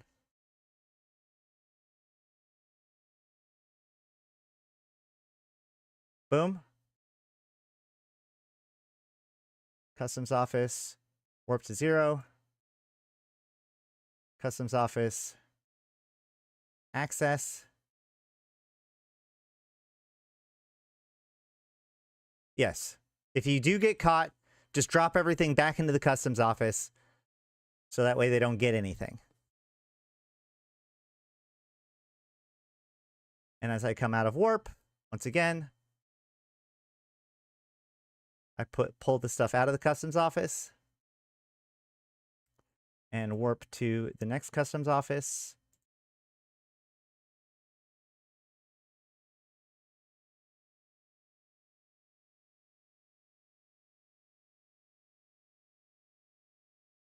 Now I'm going to select everything in my cargo,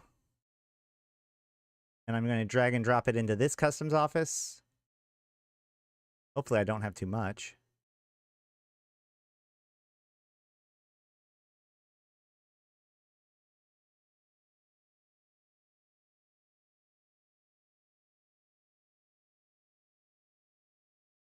And grab the viral agent, and then get back to the FTU station.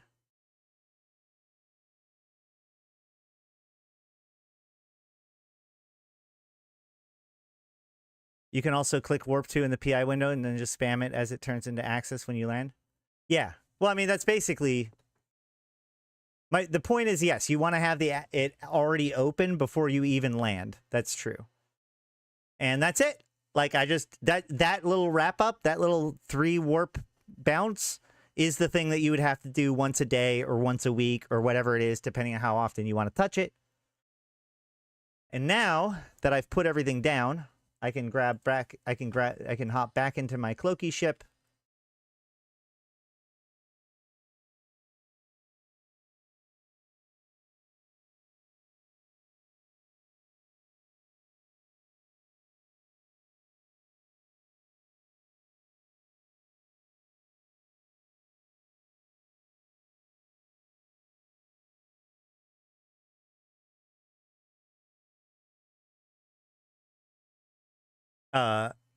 Yes, you just need a corresponding command center. Correct. And as you saw, the Epithal does have a PI cargo, or like a command center cargo hold, as well as the PI hold. Also, all of the Edencom haulers can carry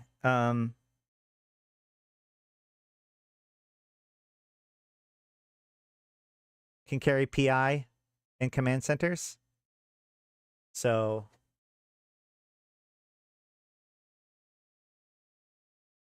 that's correct. You can do it from an upwell structure.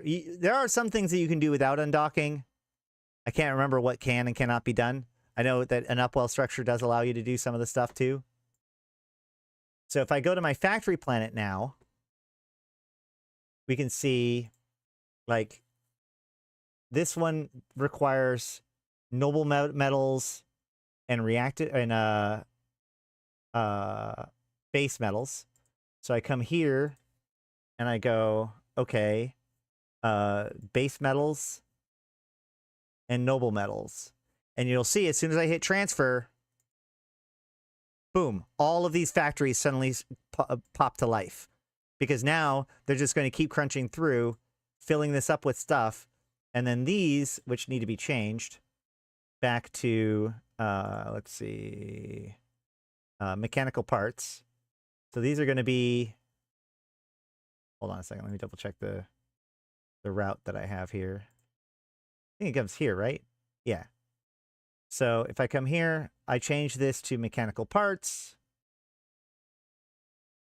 I install, and I route them to here. Same with this one.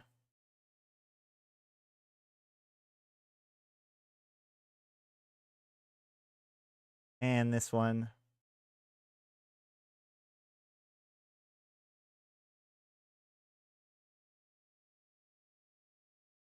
And then I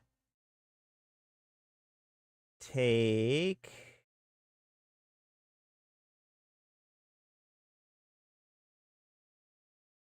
the noble metals and the precious metals and reactive metals, and we route them to each of these.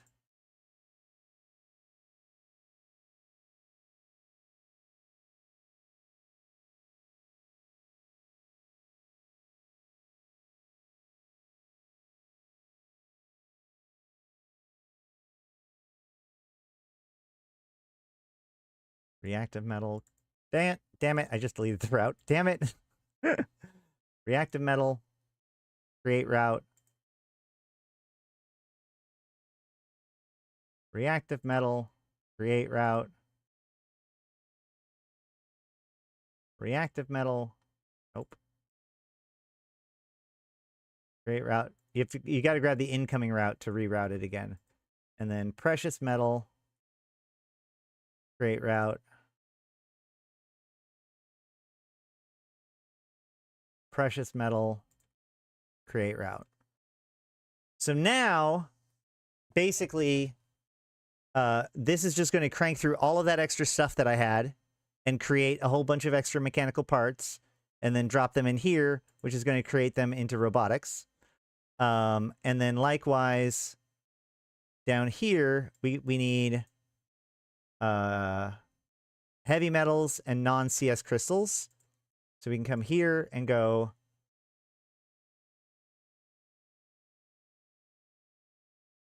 non-CS crystals and heavy metals. Transfer. Oh, submit. Non-CS crystals and heavy metals. Transfer. Boom. All of these factories turn on. And then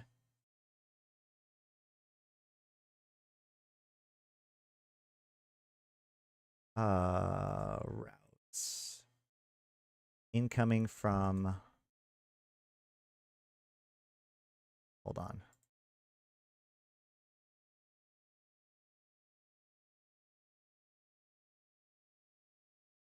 Nope, I don't have any extra ones. So we can go here, and I can also drop down all of my extra mechanical parts and consumer electronics, transfer them down.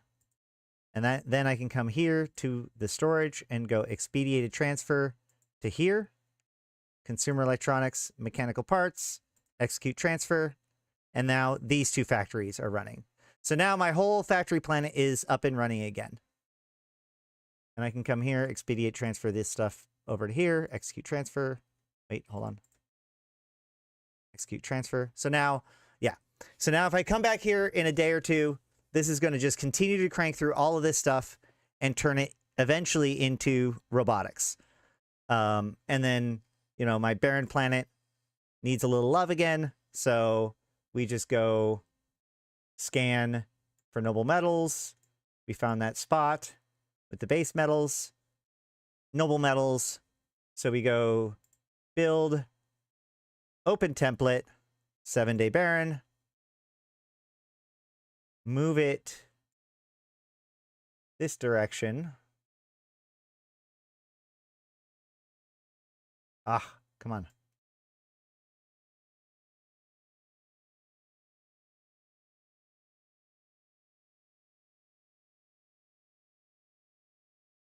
And perfect. Confirm and install.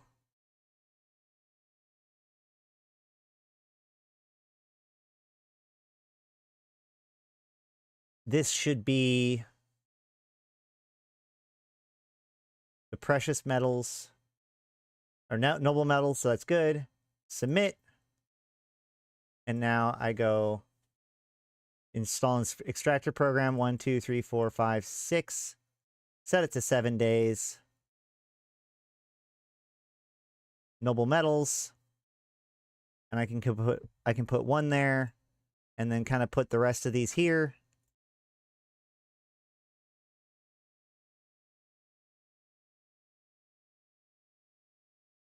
In fact, I'm going to kind of bump this down a little bit so I can get this one in here too.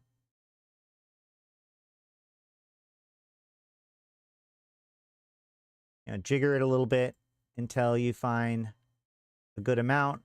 This is only going to be 8,000.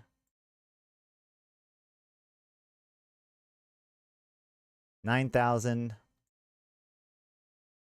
Uh-oh.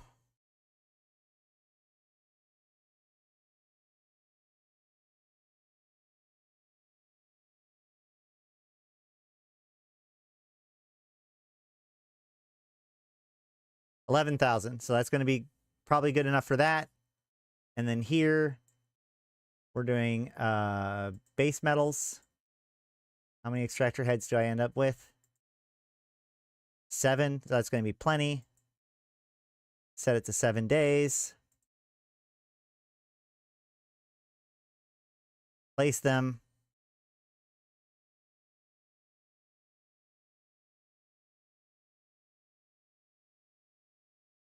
In fact, it looks like we don't even need all of them to get, well, we'll just do it this way for now.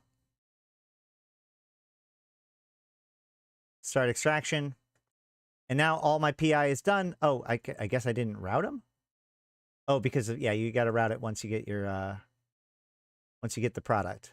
So route to the box, route to the box. And then I check on it in a day or so to make sure everything's going well.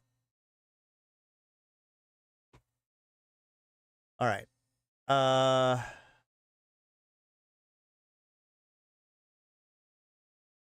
Lots of people talking. In Upwell, Eve Catapult, you can launch things directly into space, but that does destroy a certain percentage of it.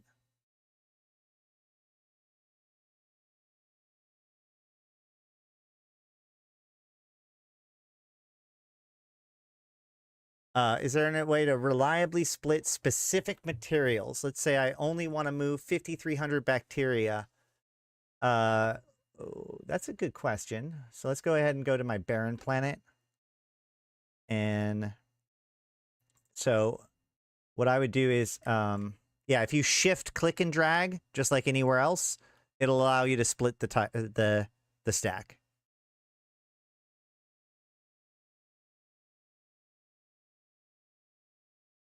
I'm going to try Ninja PI and an abandoned C3 wormhole I found. 0% tax Poco's in. Sweet. Perfect. Excellent. Great. One thing to consider is like you can also, I mean, if it's 0% tax, go for it. But remember, like a lot of times people will put up Pocos, and if they get evicted or something, the Pocos will still be there. Often you can contact the owners and see if you can buy them real quick. But doing that may also get them to raise your taxes. So,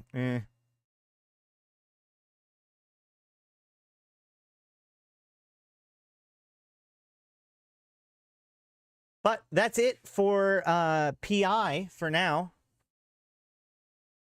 Well, I mean, leave a person in the C3 to seed it, and then you can always scan your way out. Is there any other tips, comments, questions, concerns that anybody has about PI? I want to make like a full structured PI guide that's like useful. As you can see, like there's still a lot that I need to like brush up on before I sound smart. And, you know, we have a lesson instead of a staggering through it. But thank you guys for helping out with this. I hope this answers at least some of your guys' questions.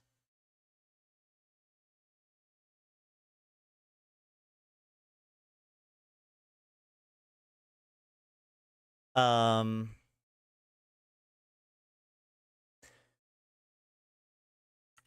should be about it. So I'm seeing that the CCP is putting out a lot of new videos already, and they're still coming out with new ones from FanFest. So I think that what we're going to do is we're going to cover those next week. And today we'll look at how do you find planets? That's a good question. So you can go into the agency and go to resource harvesting, planets, and this will let you look up basically any planet in any system. But you can also just look up the system itself. Like we could go, if I wanted to see what the planets are like on 1DQ, you can always show info on 1DQ. Go to orbital bodies and then right click on a planet. And now you can see it. However, remember, I don't have, you have to have advanced, like you have to be within range to be able to scan the planet for the actual resources. So I can look at this planet in 1DQ, which by the way, this is the actual like skybox around 1DQ2, or as well, I should say, but I won't be able to scan it for its exact resources without being close enough. In this case, I only have a range of 5 light years and I need 42 light years. That said, one thing that's kind of cute is if we go into the map, one of the ways that people have been looking at, if you guys remember last video, we talked about the pictures from the Jovian structures, or not the Jovian structures, but the drifters are building what looks like a Stargate. Like the pickup sticks have a line, they're assembling into a cohesive like tube, and at the top of the tube is a wormhole, and you can see inside of the wormhole just like any wormhole, and you can see what it looks like a little bit on the other side. And what they've discovered is if you go into Jove space and you look at a system, this isn't going to be the exact system probably, but you can actually look at a planet in planetary industry in Jove space to see this system's, this is what the skybox would look like in this system.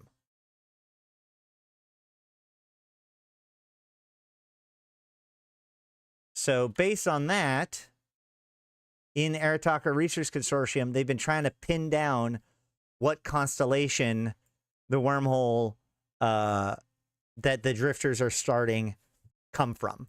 So that is another prediction about where all this is going, is that it does look like the drifter wormholes are in fact leading to Jove space. So that's interesting and exciting.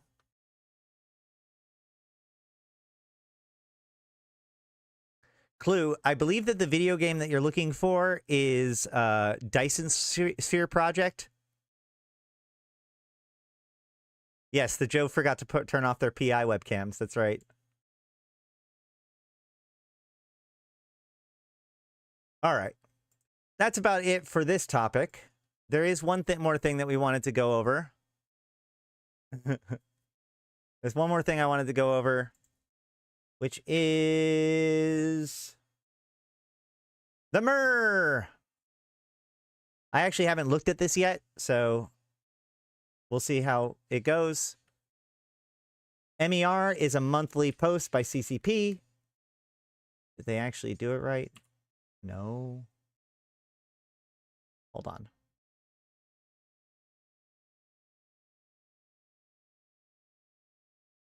Let's pull up the previous MER too, just in case, as we try to do.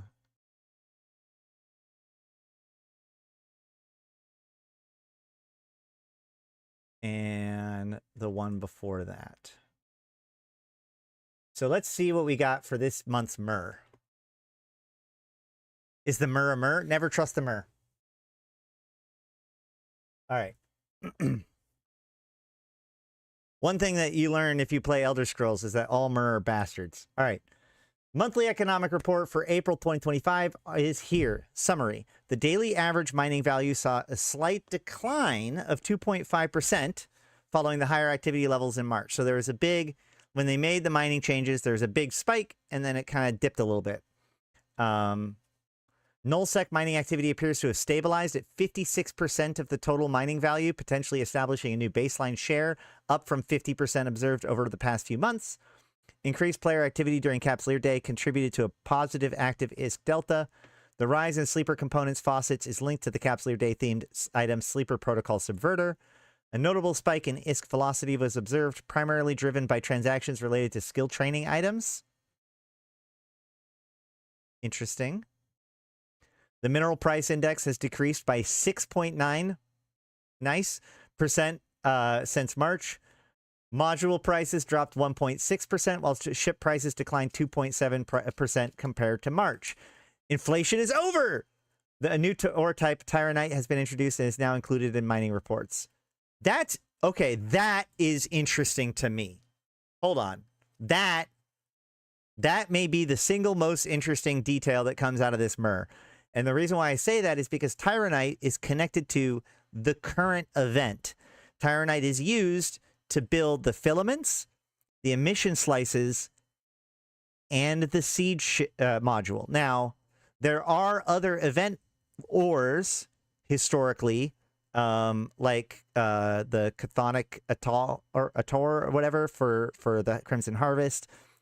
This was usually used to make the chronodynamic tricarboxyls, which were used for like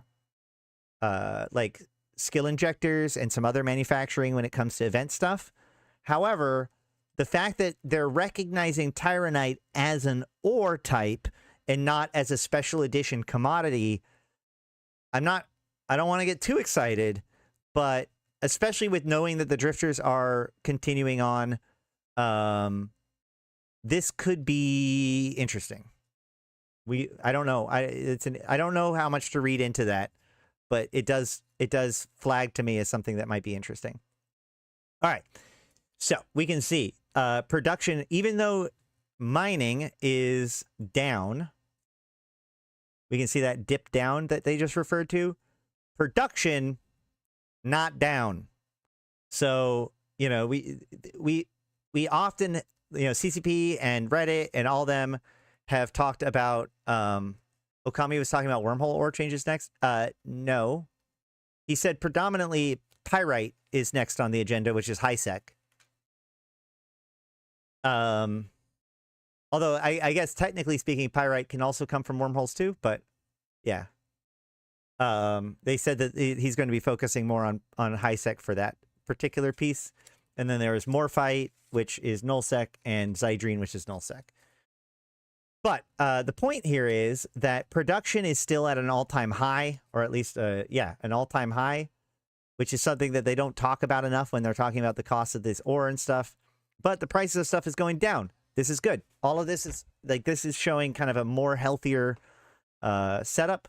We can also see like there's that big jump in the percentage share of nullsec mining versus everything else. This doesn't mean that anything else reduced themselves in how much they mine.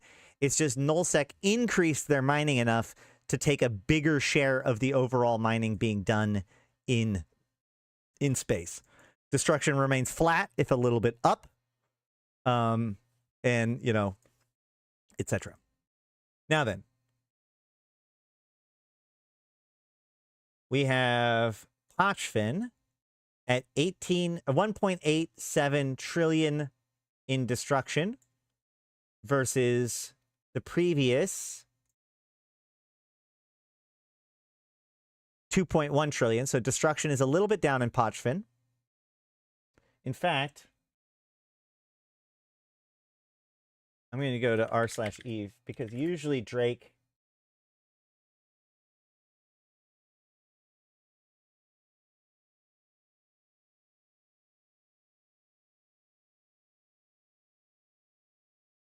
the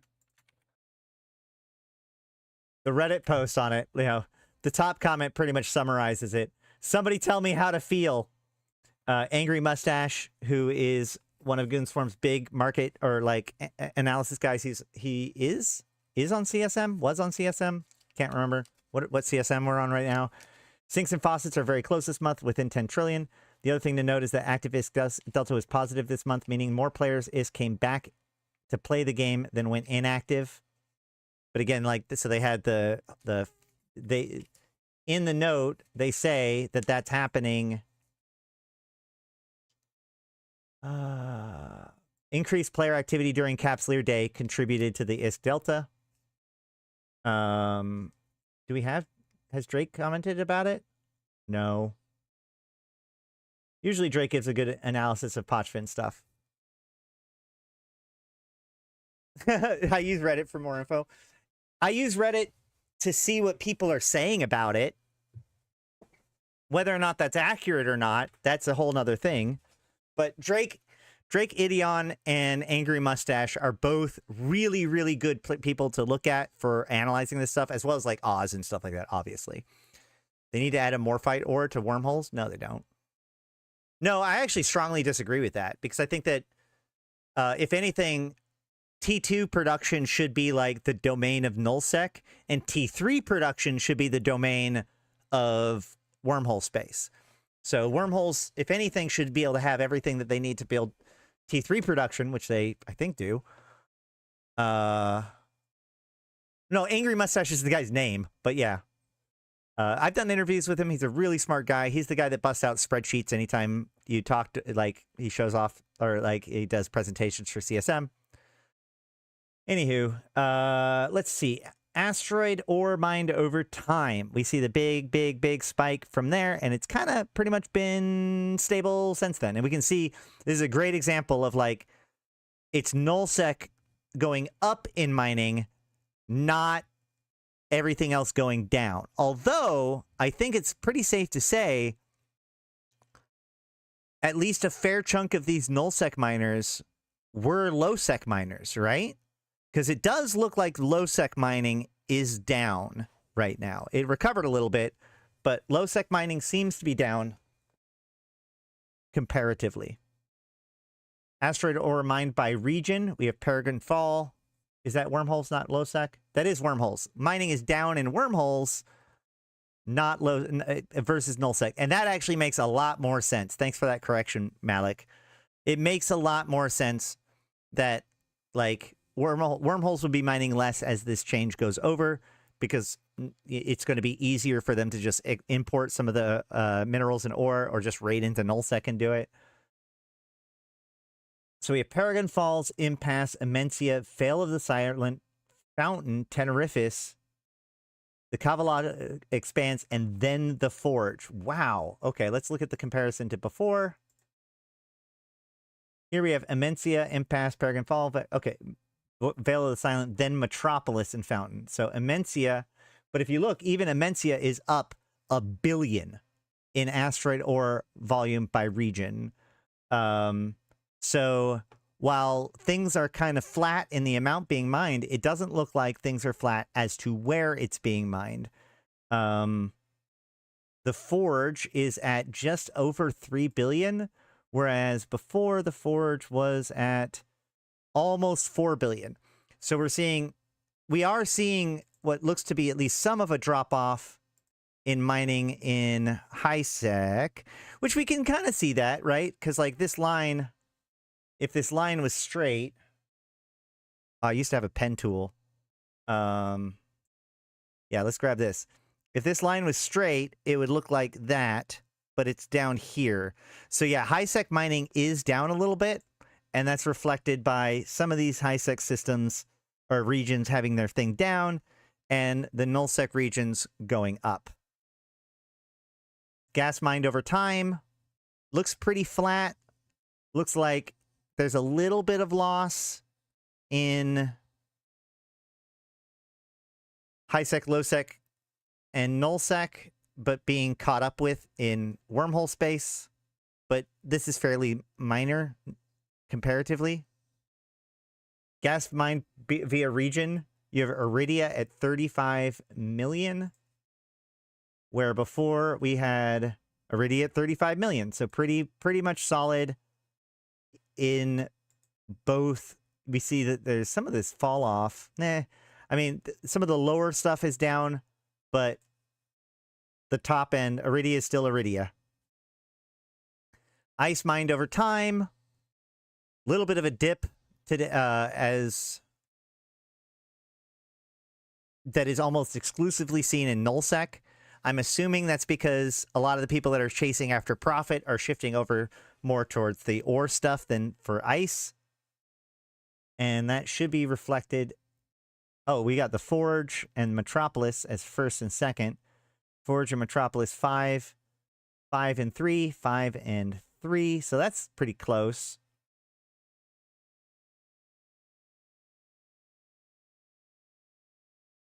So that increase must be just kind of a little bit distributed. Moon mining price source. You know, one of the things that's interesting that I've noted that one of the things that I can note here is that what we don't see is a major change in the balance. It doesn't look like the changes involving metanoxes has done anything at all, right? It doesn't look like the overall amount that's being mined of each type of moon has changed much, and it doesn't look like the percentage of the moon that's being mined by metanoxes has changed much. We see pretty much flat lines, if not up. Well, our 8 moons are a little bit up from June or January, but really a lot of these are just kind of flat since February or so, both in the total amount being mined and the amount of it being done by metanoxes. So if there is a change being done by the metanox fuel costs requirements changes, I don't see them in the it did flatten it, right? Like it was trending up and now it's flat, but still. Now, yeah. Moon mined per region. We can see Veil of the Silent is still a huge percentage of it, but honestly, like it used to be. So Fountain. Okay, so Fountain actually moved from third to second. Catch is particularly low. Whoa. Look at Catch, man. Catch went from second place with almost 14 trillion, with almost all of it coming from metanoxes, down to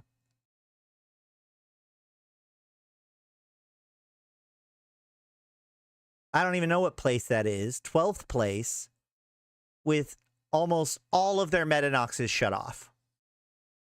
So I don't understand how these numbers can look so stable. Oh, no. Not metanoxes. That would be refinery. Metanoxes is green. So almost all of it was mined, hard mined by people. and now it's just not being mined. So that could just be a matter of like the monthly cycle, or like the way that the cycles hit in theory.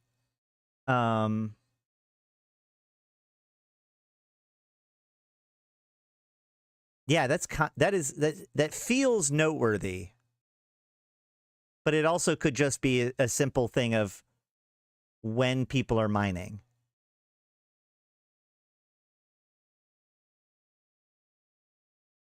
Goons clearing pH related stuff around there.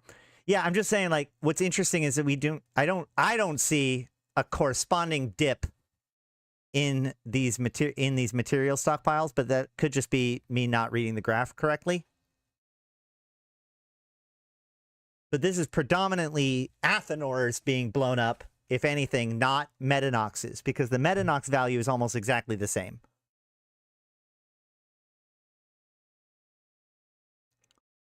Total destroyed by region. Neat. Imports and exports. We see the top export is Metropolis, which I mean, it's kind of always random or whatever, but because this is imports versus exports, right? So Metropolis would have been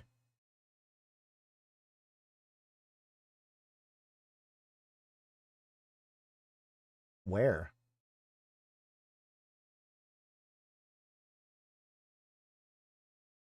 Metropolis. So Metropolis went from 176 and 176, so almost even, to 162 and 180. So it just kind of like, this is why I said it's kind of random, because basically they imported a little bit less and exported a little bit more, and that creates a much bigger difference. So instead of only a change of negative 0.27, it's a positive 18. So that's about 9 billion or 9 trillion in both directions, up and down, to make that difference. And of course, Metropolis being Mimitar Hisec. So this shows that like a lot of stuff is being moved out of Metropolis as opposed to into Metropolis.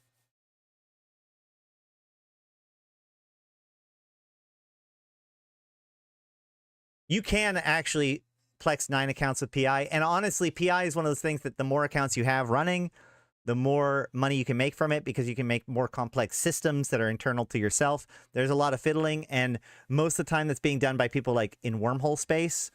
But you can make quite a bit of money with a bigger setup. It's just, that has to be your gameplay. You have to really, really, really want to be an industrial foreman. If you think to yourself, man, I want my gameplay to basically be clicking on boxes all day. How can I make that viable? Boom. The Forge has a negative 37 export. It was negative 31 before. Not too much interesting.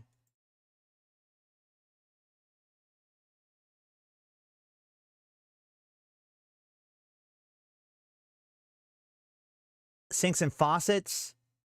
Ooh. So we have commodities taking over bounties. This is almost certainly due to the event and people selling all of the commodities for the event. We see it go from, so commodities go from 43 trillion to, oh no, so commodities actually stayed about the same, but bounties went down, which actually suggests that not only was there a reduction in mining this like people got excited because of nullsec changes and stuff like that. We see a big spike in activity last month, but now we're seeing a bit of a dip down. So, you know, bounties go from 46 trillion to 41 trillion, and ESS main bank auto payments goes from 24 trillion to 21 trillion. So that is about almost a 10% reduction in ratting in nullsec, maybe a little bit more. Triglavian invasions go from 8.9 to 6.8. So again, much lower, pretty big dip in that. I honestly, event drifters do have bounties. That's true.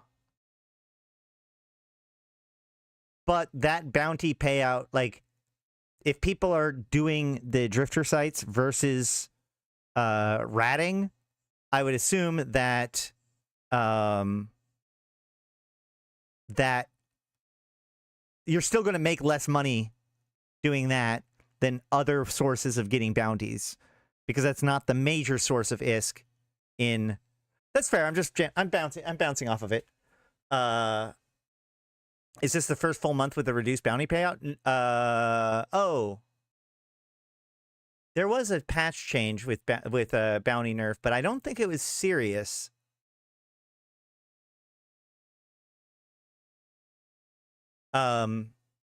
But my big key here is I also link it to auto the ESS main bank auto payment, right? Because those come from ratting and nullsec. So this does imply that there's less money being made from ratting and nullsec this month than before. It could be that because people are shifting over to mining. There's a lot of other things that could be. But also, like I said, we're seeing a reduction in Triglavian invasions. So since this is April, I think that this is just more people engaging in the event. It could be less bots. Let's not be too spicy. I think if CCP had made a pretty big push against bots last month, they would have probably brought it up during Fanfest. But also, bots are less of a problem in general now than they were in previous years. Let's see. Anything else juicy that we can pull out of this? Ishtar spinning got nerfed? Well, no. What it was if you remember, they buffed the payouts when they changed the sites to involve warp-ins. I think that they tweaked it a little bit this last month to compensate, but it wasn't much, if I remember correctly. Like during the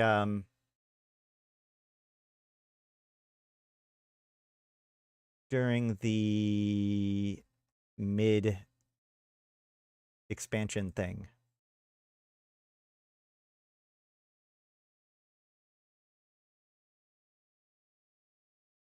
I really do think that there is a fair chunk of this where, like, if somebody was ratting before, then they're going to shift over to doing event sites now. And that's going to reduce bounty payouts, but increase commodity payouts, which is what we see.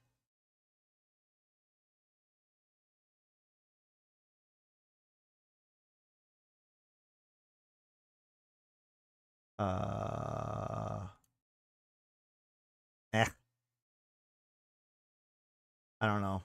I don't know where that detail is. I'm not going to look it up right now. Commodities. We can see there's this spike in sleeper components that is straight up people doing the event. Yes, my in-game name is Ashrathi.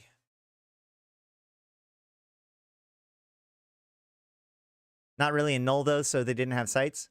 They're not doing it in null, but that human being is not ratting in nullsec and instead is doing event sites, potentially.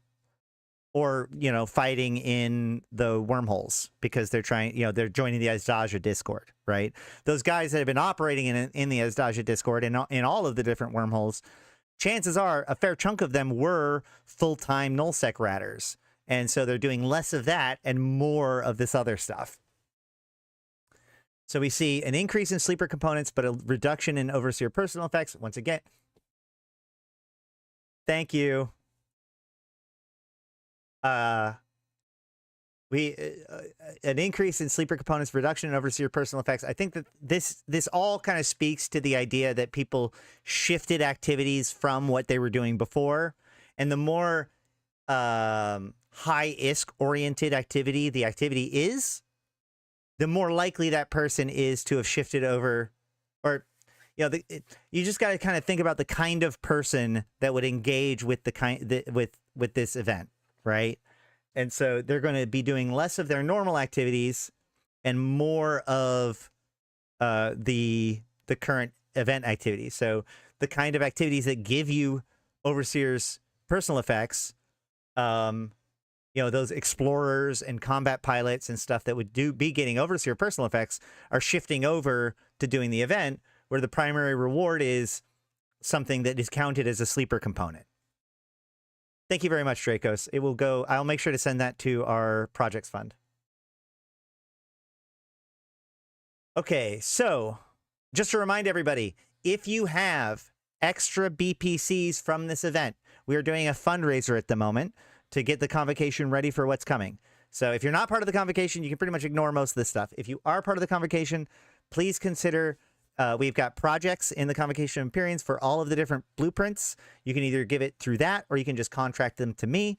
If you want to finish the track, I will offer you all of the blueprints that you need in order to make your progress on the track. I was saying 500 million or so to get all the way up to at least the Plex and the Praxis. We can price out different amounts depending on what you need to do. So if you have extra BPCs and you don't care about them from the event, so the emission slices and the filaments, please contract them to Ash or put them into the projects for the Convocation. If you're interested in finishing the track using just the mining production track, which is the fastest way to do it, contact me and we will make a deal, and all funds from that is going to go into our projects fund, so that way we can put out more projects, including hopefully public projects when Legion comes. You got 3 skins in the hat for the final loot? Oof. I'm sorry.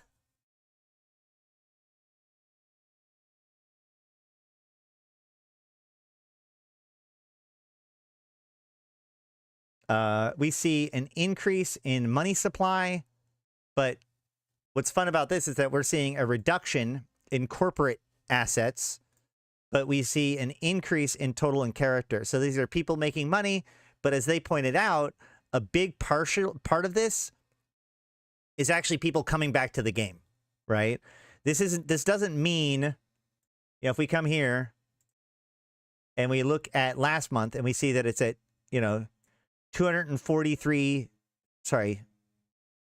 2.4 quadrillion ISK total, and now it's, oh god, I not enough.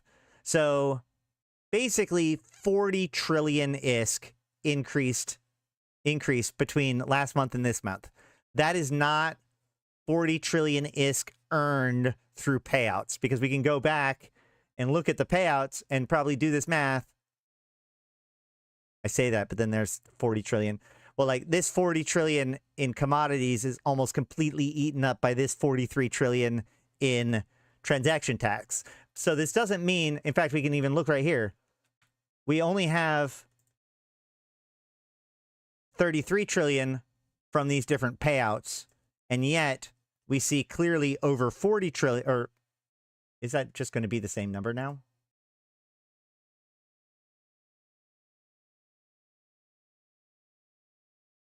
No, yeah, I think this represents a bigger amount. So that's people coming back into the game, not just people earning new ISK.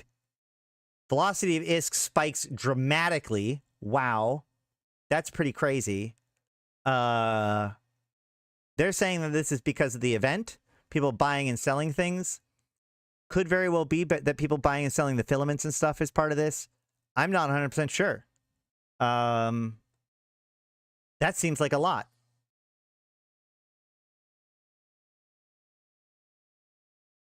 That's a pretty big spike of ISK velocity. Imagine that. Maybe Eve is healthy again. Look at that mineral price index. Oh, wow. Wow. This is... Wow. So this is the effect of the changes being done in the Revenant Major Update. We finally see the full impact of it. That is basically all of the spike from post-Equinox has been completely consumed. May is going to be bigger with all that trig market speculation. Very possible. There's a lot of movement due to sales in the NES. Maybe this is people buying and selling things on the market, right? Like I buy things from you, I give you ISK, you give me a thing. That is what's causing the velocity of ISK. So unless people are buying stuff on the NES and then selling it on the market, then that's pretty much invisible to the velocity of ISK equation. So yeah, Malcolm actually brings up a good point. If people, they do say skill related stuff. Hold on. A noticeable spike in ISK velocity was observed, primarily generated by transactions related to skill training items. Okay, so yeah, what's happening is people are buying skill extractors, people are buying skill injectors, all that sort of stuff, and they're selling them on the market for ISK. So all of that extra buying and selling of those pieces is translated as ISK velocity.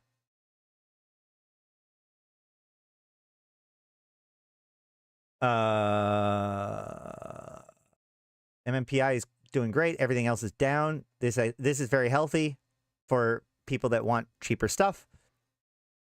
That mineral price index, a delta, negative delta of 7%. That's pretty good.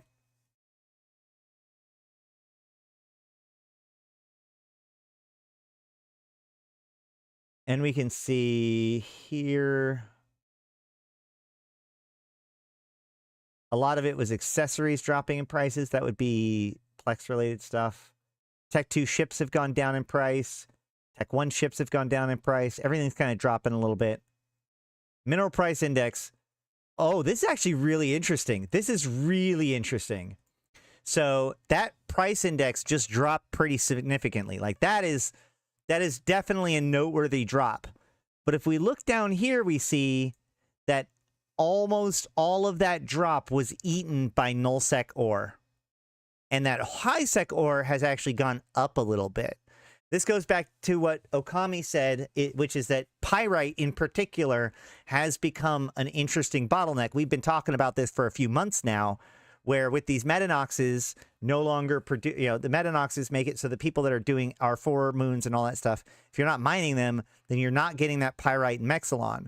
So there's this interesting bottleneck with pyrite in particular, especially right now. So if you have a stockpile of pyrite, I would consider selling it because the minerals are going so crazy right now that low-end minerals actually got pushed up in value at a time in which the mineral price index dropped that far. So that's something worth noting. Accessories again. Salvaged materials going down. Commodities have gone down, whatever. Module price, excuse me. We can see module prices and ship prices are going down. Again, production is at an all-time high, so that makes sense. Wormhole stuff is always so confusing to me. And largest battles per system. Hopefully we get this in the map soon. But that's it for the MER for April. What do you guys think? Did I get anything wrong? Did I get anything right? Did I miss anything? But that's it for my analysis for today. June 6th, they're going to be making changes to pyrite mining and HiSec. Did they say June 6th?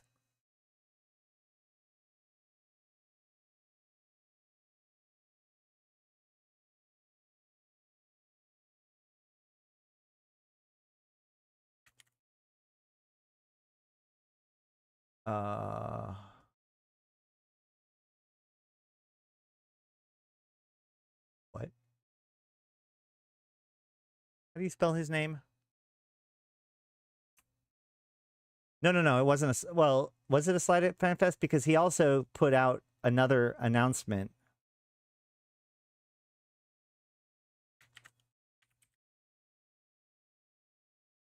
I don't know how to spell his name.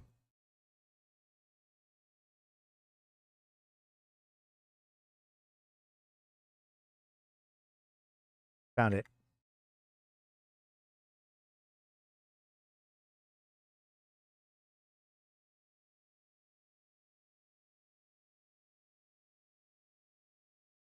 No, yeah, so this says 12th.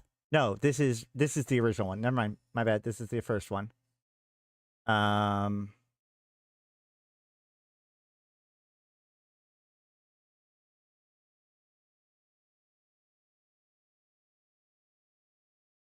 Boo. There was a post earlier. Ah, damn it.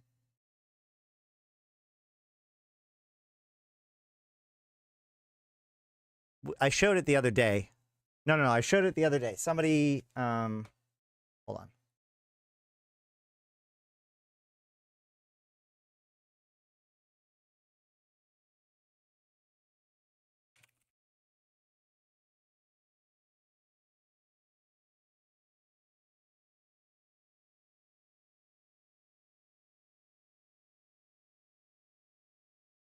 Here it is.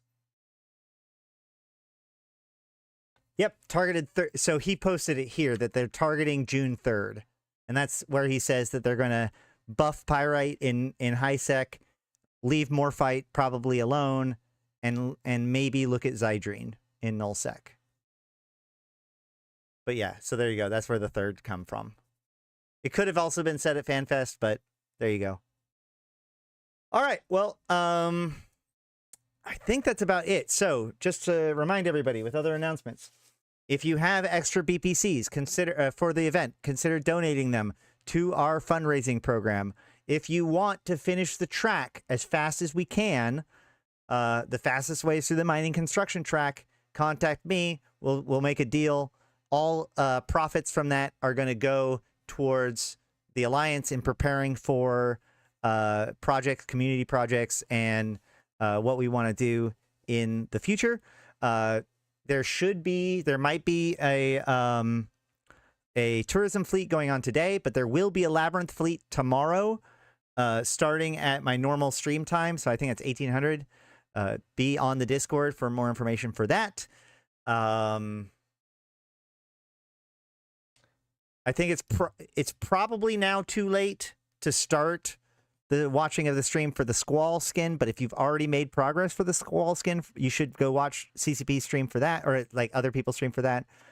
Did I miss any other big announcements for the day from earlier? Thank you guys for everybody's support. I think that's it. Next week, we'll be going over Abyss and probably some faction warfare stuff.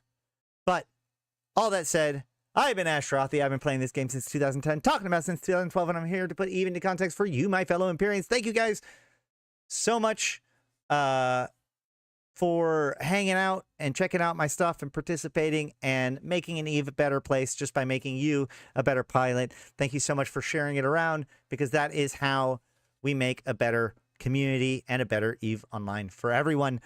So all that said, I've been Ash Rothi, the voice of New Eden, and until next time, I'll see you in space.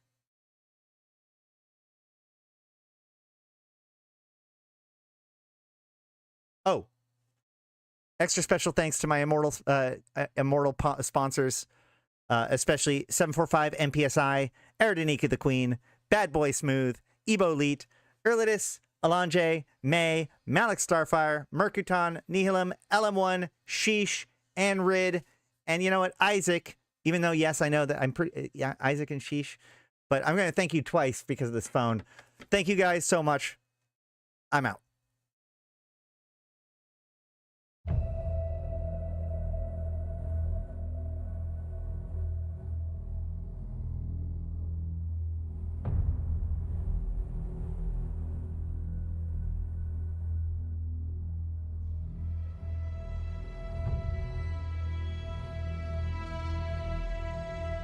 Bring on the wrecking machine.